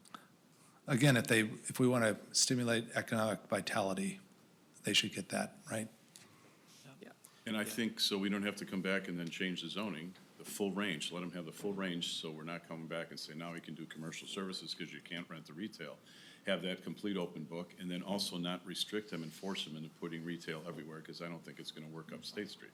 So just retail is a component, but commercial services, part of that, or commercial services / retail is the use. Commercial service, active commercial retail, Well, commercial no, services. see, now you're adding a word, because when you say active, then someone, well, what does active mean? I think it's, do we want any type of retail that's acceptable retail in our city to be, it could be a bank. Would that be like retail It could allowed? be an insurance firm. Well, in the past, we've do we required care? retail on We the don't ground want- floor. We don't want people to having to come asking us for variances all Right, the time, which right. is what's been happening. Right. I mean, the locksmith needs to go somewhere. He could just go right back in his He same is spot. retail, so he's good. So, I mean, as council, or would we be open to any idea about, because I think one of the things we've seen is that, you know, with some of these projects, when we have like an entire ground floor of retail, made for retail, because we've seen, we're having trouble renting it on Main Street, A Avenue. It's gonna be even harder to rent spaces out on B Avenue.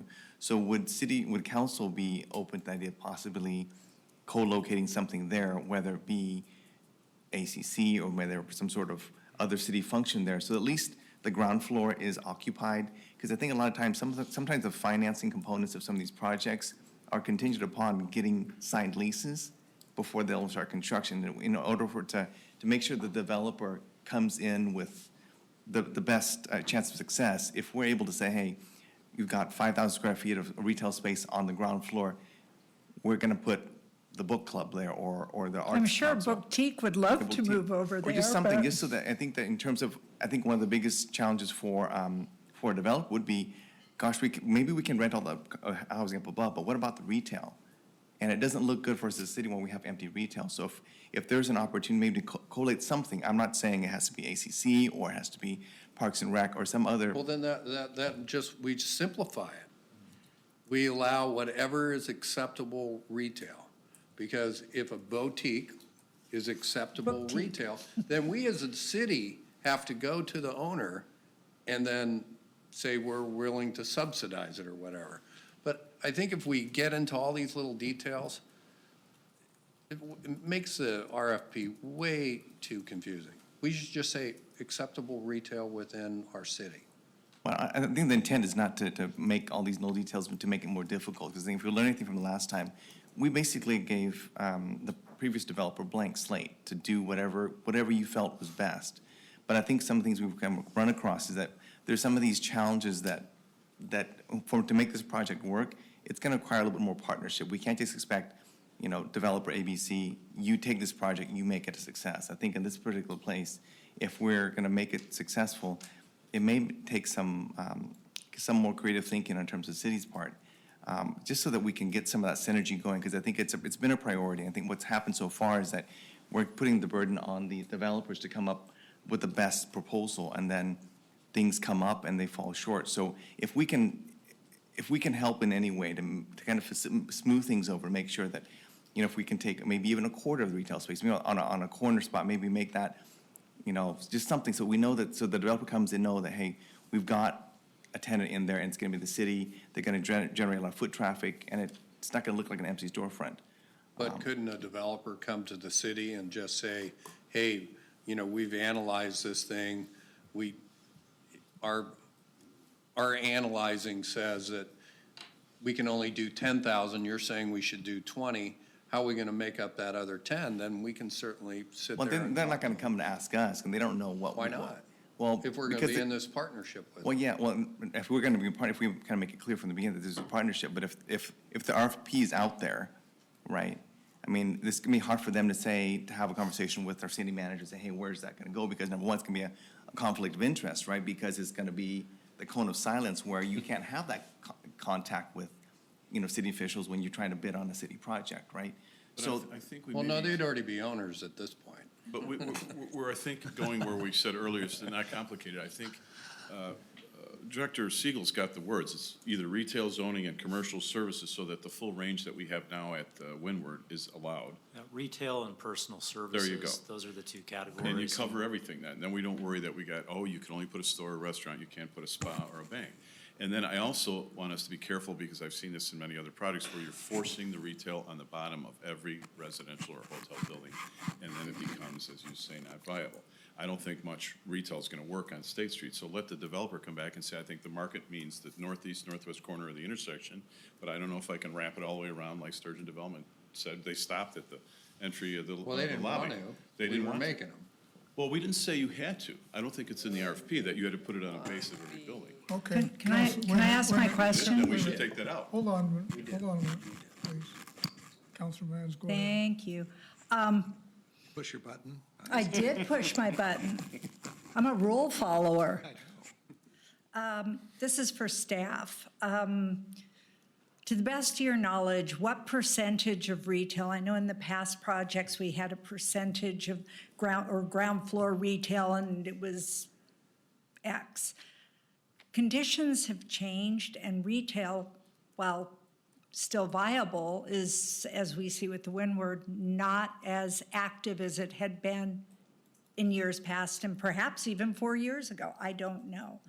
That's not true, Now, though. wait, let me finish that. Certain types of retail, don't interrupt. This is on me, okay? Don't interrupt. Certain types of retail, as we've seen in the Windward, as an example. I love the peanut gallery, man, yeah. Restaurants, primarily in our neighborhood, have become a hot ticket. That's where we're growing. Now, restaurants are not retail. They are in ours. Right?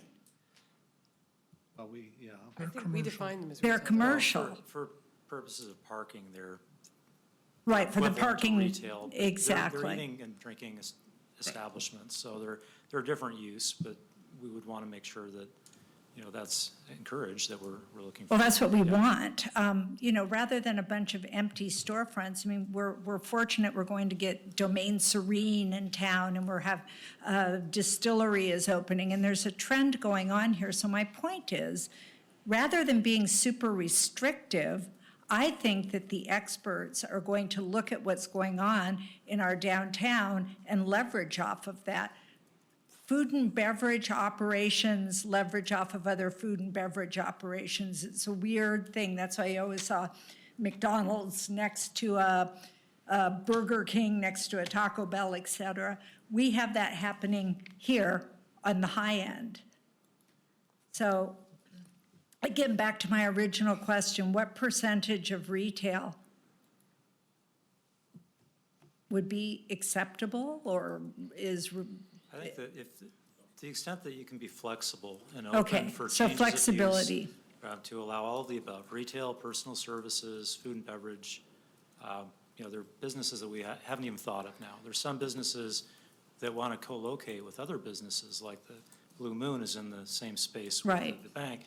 You know, we couldn't have possibly written a zoning ordinance for that, and it works. So Works I think great. We want to have flexibility. So how do we phrase that? So I think you've actually done a pretty good job in in the packet. You'll see it says retail vibrancy. I think Right. what you're after, and I hate to get in trouble with Councilor O'Neill, is you're after that active pedestrian traffic, right? Because the reason restaurants drive other restaurants is you go down to Chuck's Pies and it's too busy, and so you go around the corner to a different restaurant. Absolutely.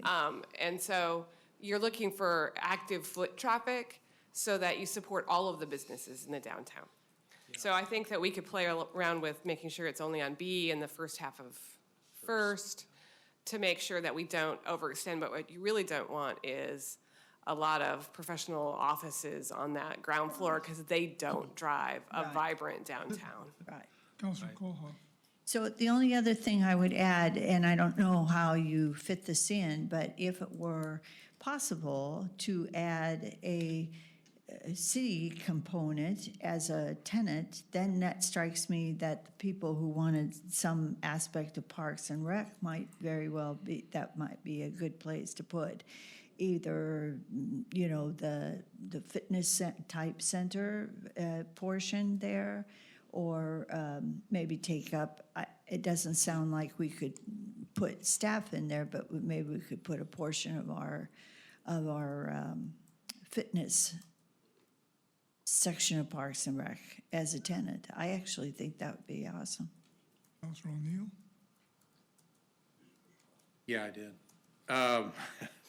For one thing, we should not use the windward as dictating what is going on with retail, because the windward owners put together a plan that they're implementing. And they have had many companies that wanted to place their businesses in the windward that they did not pursue, rejected, for whatever reason. They have their criteria of what they want to do. So don't think that just because they have vacancies there is because there are people who don't want to run a small business in Lake Oswego, because that is not true. But I think at the North Anchor, I mean, I don't think we have to press in as much retail. I think, let's see what these developers come back. And let the market tell us what they're doing, and not lock them down. I am totally for not locking them down. In the conversations that we had in the pre-development for this complex, there was a vendor X that happened to be in Washington, wasn't it, that wanted to put like a grocery store in that you didn't have to check anything out. Now, I have no idea who that was, but Yes. it may start with an A, but, you know, who knows what is going to happen, and let sort of the free market But if you kinda do remember, its- but if you do its remember thing. Wait a the minute. way it was designed, it was pretty small retail spaces. None of them were very. Counselor Wynn? I understand that. I mean, I know, Counselor Wynn? Is your button been pushed? No, I'm also curious to know if we're going to be trying to make retail as successful as possible, do we have any levers that we as the city can pull to kind of help facilitate? I mean, I know that, for example, in City of Portland, for example, they got the facilities permit program, right? Since we're already in process for the developer to do development of the hotel / housing, whatever we want to call it, is there an opportunity for us as a city to be able to help kind of streamline some of the permitting processes for a small business? Because I know that one of the things that we came across with, for example, some of these brand-new tenant spaces, they haven't paid the SDC's charges to go from, say, like a general retail space to, say, a food and beverage. Food and beverage, you would be amazed. I don't know how it is here in Lake Oswego, but for every toilet, for every hand sink, for every sink, you pay a plumbing SDC charge. That can be in the tens of thousands of dollars on top of your building permit. And that can, again, also create that barrier to keep small businesses coming to places that are brand new. Guess what your prior council did? Made sure that that didn't happen, because that was sitting in front of us, a huge fee increase for transportation. in the back that some we're people trying in to this solve that room problem. wanted. Yeah, well, I think that's great, so. We take that down. As part, Counselor Lamont? Smushed it. no, I'm still on that thought, so, that's great. We need to let people know about that. We need to let people know that, hey, we've got to break this reputation that Lake Oswego has, is it's hard to do business here. So if that's, I didn't know about it, and I'm on council, right? And so if we can help promote, hey, we welcome business, we're open for business. And if those are things that we're doing, we need to put it out in our RFP and let people know too, so that, at all avenues, so that we can actually,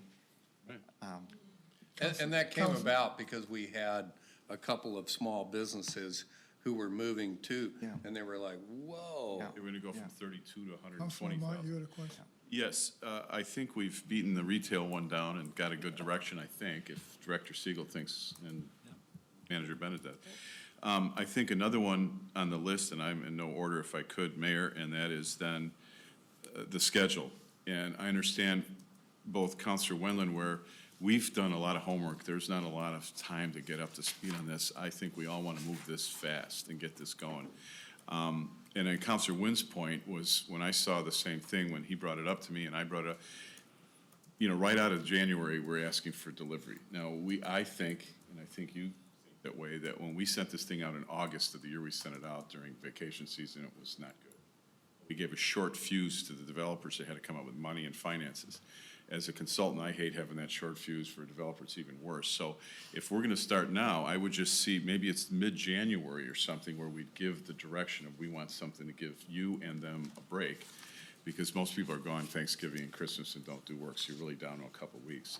That was one thing. The second thing, I think we need to agree on that if we wanted to get this tighter, let's go schedule, but not the 6th.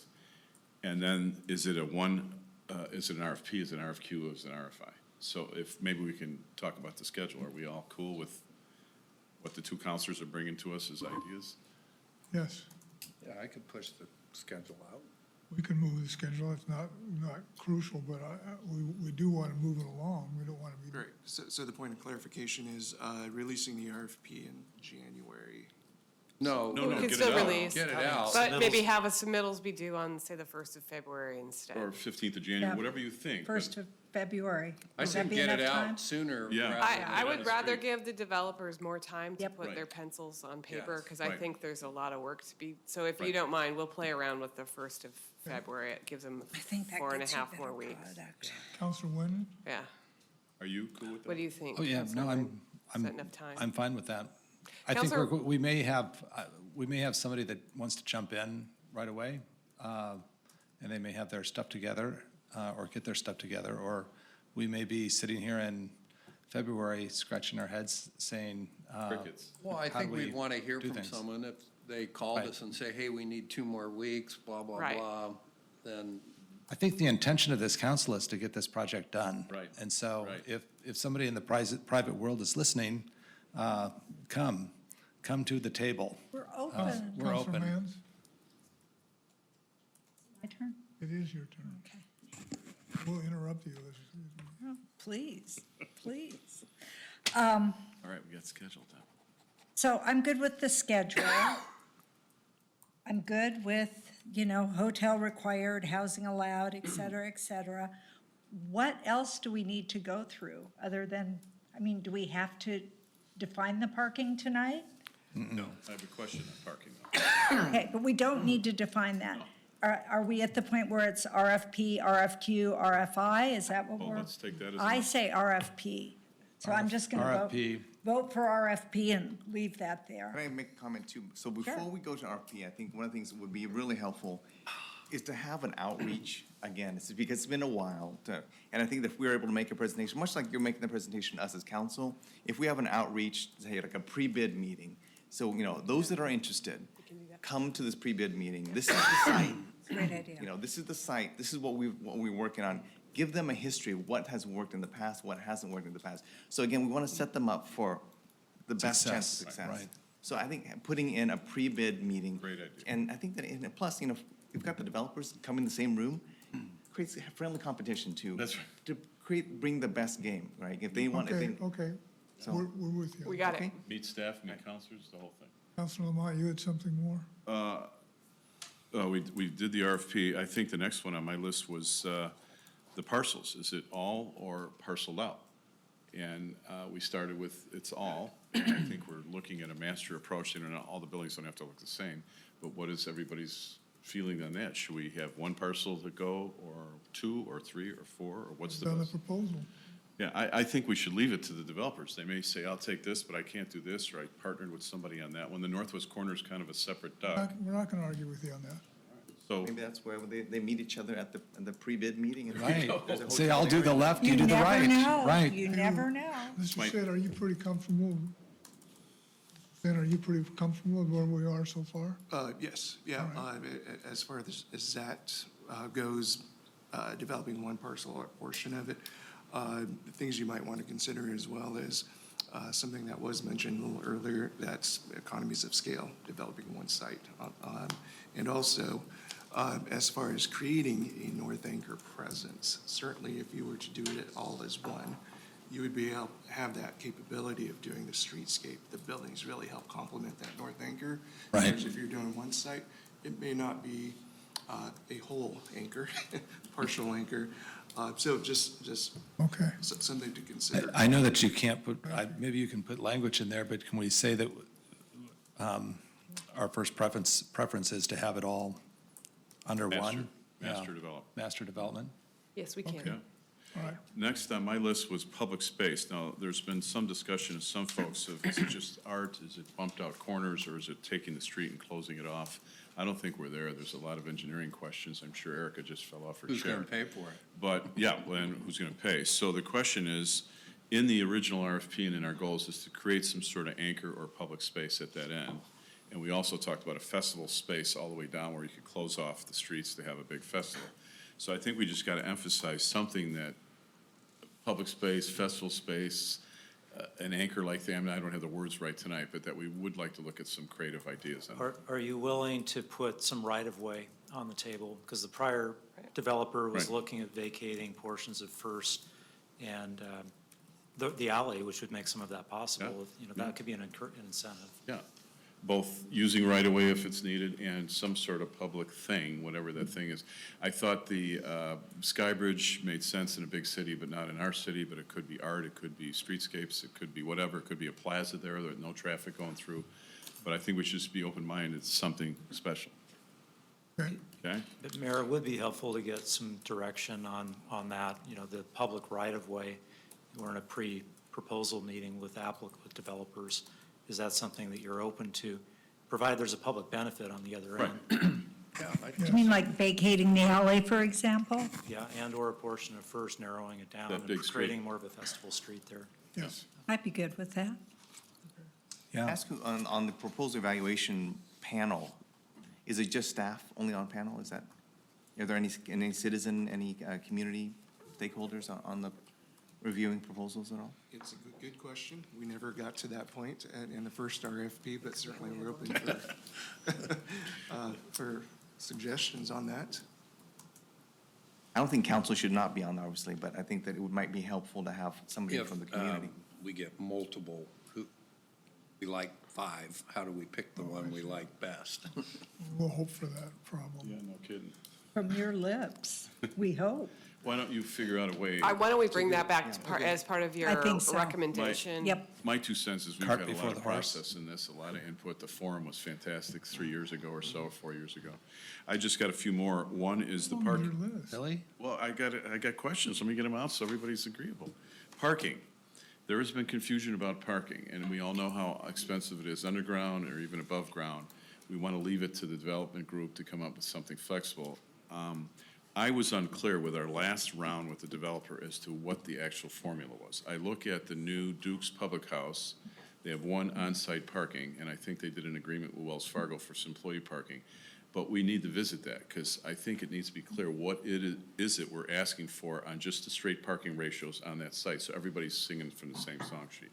You can do it above ground, you can do it below ground, you can do it at grade, you can do a bathtub and put a roof on it. But here's what we're looking for: street parking, ratios, modifiers, get it all done up front, and then there's no kind of going through the minefield.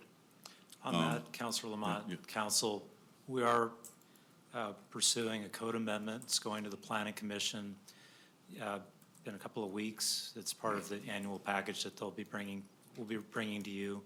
And it does include a code amendment that would allow for tandem parking to count toward meeting the minimum requirements for uses like hotels and restaurants and other commercial uses where they have the ability to manage it, whether it's for employees or for patrons, and having an attendant, someone who can handle the moving So the cars around. So that's- that'll make for more efficient use. Can we also see that our parking is in line with other cities up and down the West Coast? Is one-on-one still what people are using, or are they using a different, smaller formula? Yeah, we'll review the parking code and see if we're competitive there. I can tell you that in the downtown, the 1-for-1 is reduced to 0.75 for 1, and there are other reductions that apply in the downtown because of the When you say walkability.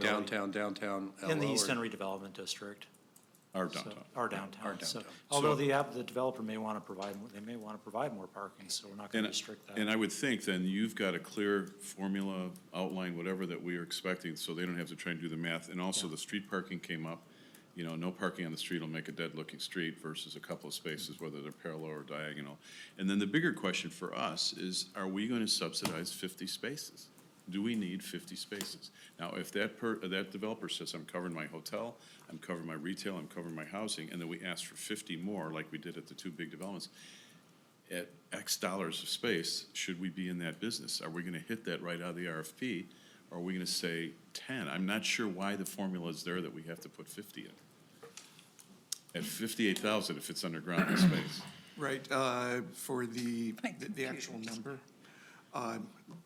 not quite sure why it was 50. I think it was trying to work with the developer to create a balance between what can be provided in that development, in that limited site. Historically, though, when the agency does get involved with other developments, for example, Lakeview Village, 336 parking spaces, the redevelopment agency contributed towards that parking structure, so half of those are public parking, yes. The developer manages the parking structure and maintains it. With the Windward projects, 135 of those are as part of the LORA's contribution for public parking as well. So historically, we've also heard from downtown businesses, the chamber, et cetera, that we need more parking. And that was probably one of the emphasis as to why we were trying to partner with developers to try to create public parking. If that is no longer kind of the direction or policy, certainly we can, change course on that. The site's smaller. It's the north end of downtown. There could be some parking to push some employees off the street so they're open for shopping. But I just think 50 is too much at either a low-grade parking cost or an above-grade parking cost, unless we have a rationale for it. We don't need a big study, but maybe you guys can figure that out. What should we do? I'm sorry, could be a negotiated, that was part of how you made the math work, frankly, for redevelopment as well, was having. No, we didn't want to get bully in there. Councilor Cola? So I don't really want to hash this out tonight, just so that you know that I'm not on board with cutting down a lot of parking. Not because I want everybody driving their car immediately to the fitness center that we're putting in there. But Wouldn't they be running to the fitness center? and that too. Bicycle Thanks for your, But my point is that needs to be talked through, because I want the parking. So can we just leave it so that they understand that it's not 100% with your reduced parking? Yeah, well, just so we can get some direction from staff, so when you send it out to public and they go, whoa, I got to put 50 spaces in over and above what parking ratios require, that's a lot of space on that site. Well, that wasn't in the original RFP. So I would recommend similarly that we do what we did before, which was we actually sort of treat it like a bonus category. They'll have to supply enough parking for their own use, but if they provide public parking, that would be something that would be an additional consideration. Great. Well, sometimes, if I might add, the developer sometimes wants to do that because first of all, whether it helps to feed their development and their businesses, but secondly, a reduction in the sale price can occur by virtue of the fact that they're providing that particular public benefit, and that reduction doesn't count toward the public contribution that can trigger prevailing wage. So it's a negotiation item, for more reasons than simply, do you want the parking? And again, there was a community call for parking. There's always a concern about excess parking, the neighbors, and so it kind of helped to make the deal work. It wouldn't have to. I agree you shouldn't require it, but it's something that. But in the Boley discussion, whether it's a cost benefit or we're going to save this, but we're going to put in 58,000 of space times 50, I wasn't sure there was a cost benefit. But if we say some sort of extra parking may be needed, let's talk about it on a smaller site, smaller than Lakeview Village and smaller than Windward, then that's better than saying you must do 50 and they go, I got to fit all that in there. Well, no, you shouldn't say must, it's just available as a negotiation item. Councilman, you had a question? Yeah, so I'm wondering also, so now that we've kind of got pretty much the goals of what we want to see as a council, now when we go to evaluate the proposals, can we kind of also help formulate things such as, some of our other priorities, such as maybe sustainability, if they want to, if they were, for example, pursue LEED certification, would they get extra points or? It's expensive. I know it's expensive, but I think that's, expensive. again, it's not a requirement, but I think that, the idea is to kind of really get people thinking more about. I think most of the big ones are. Anything you want, though, them to aspire to, you ought to put in the RFP, either as a required element or a desired, a need versus a want. So I know you and I talked earlier about COVID certification too. Right. Also talked about, we were just talking about also too, if there's any opportunity for us to be thinking about if we incentivize the developers to work with local businesses, smaller businesses, that are here, giving smaller businesses a chance to, take the painting job, or take some of the smaller stuff, things that are gonna be, that really help create opportunities within our own communities here, that are here locally, right? Instead of going just to the biggest primes out there so, I mean, that's something I'd like to see as part of our evaluation criteria, if we're able to provide maybe some incentive to say, if you've got a local sourcing, a small business, development program within your larger contract, much like some of these, like all the Hoffmans, the Skanska, they all have small business, programs that really encourage small, piecing off certain things that would be appropriate for small businesses to build capacity and grow their businesses too. Councilor Wendland. I guess one question I have is if before we put out the RFQ, or RFP, RFI, whatever it is, RFP, if somebody came in next week and said, I've lined up everybody, I'd like to go, are we going to have that as a requirement to, and I mean, if they said they had all the financing, we just want to pick up where you guys left off, we can step in. How do we handle that? A turnkey developer? Let's see when that happens. Wouldn't that be awesome? Well, I mean, all I'm saying is that are we required to go through this process? I mean, do we have the ability to, say, pick it up and go? Because it's essentially a real estate deal, you aren't required by public contracting law to do competitive process. That's more of a policy thing. If you know you have multiple potential proposers, is the public accepting of you sole sourcing it, and do you know what you're going to get? But if your question to me is it not possible legally to just sole source it if someone walks in the door? Well, you can. Just have to justify it from a policy standpoint. The last couple quick things is, Councilor Wendland hit it on earlier, we all agreed on it, the fast track. Director Siegel told us last time that your staff was pushing stuff out. The legal office has been pushing stuff out the door. So I think we got to get the PR message out that, yes, this is not going to be a long, dragged-out thing for 4 years. We can fast track, and there's two things I'd like to throw out to just either discuss yes or no to save time and money. One is the traffic study. The traffic study was done in 2017 with a big hotel. There was 90 rooms, housing, retail, and parking garages and access.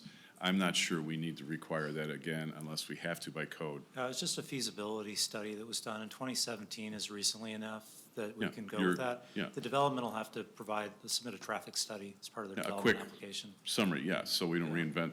And we can, that can be part of the, what the city can bring to the table is assistance in that area. That's what I'm thinking, because the site, you only get so much in that box, so we're not going to increase it by tenfold.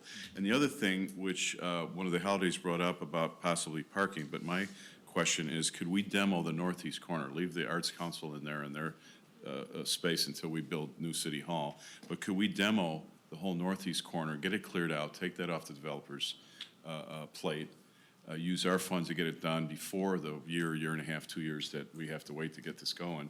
Would that help save some time? And you guys can answer it later. I don't know if anybody wants to talk about it, but the sooner we clean out the site and show progress and we can deliver a cleared site, the quicker I think it's going to be. That's, you're talking us spending city funds to demo that and clear it for the holidays parking? No, to clear the site, to deliver to the developer ahead of time instead of adding that into the whole process. And whether we do the parking or not, that comes down the line. I'm just saying, let's get the buildings down, let's open it up, let's get it ready for development, and we can save time. I don't. Can that be Please. TBD? Yeah, Can we do a TBD on that? fine. I still want to watch the history of country music.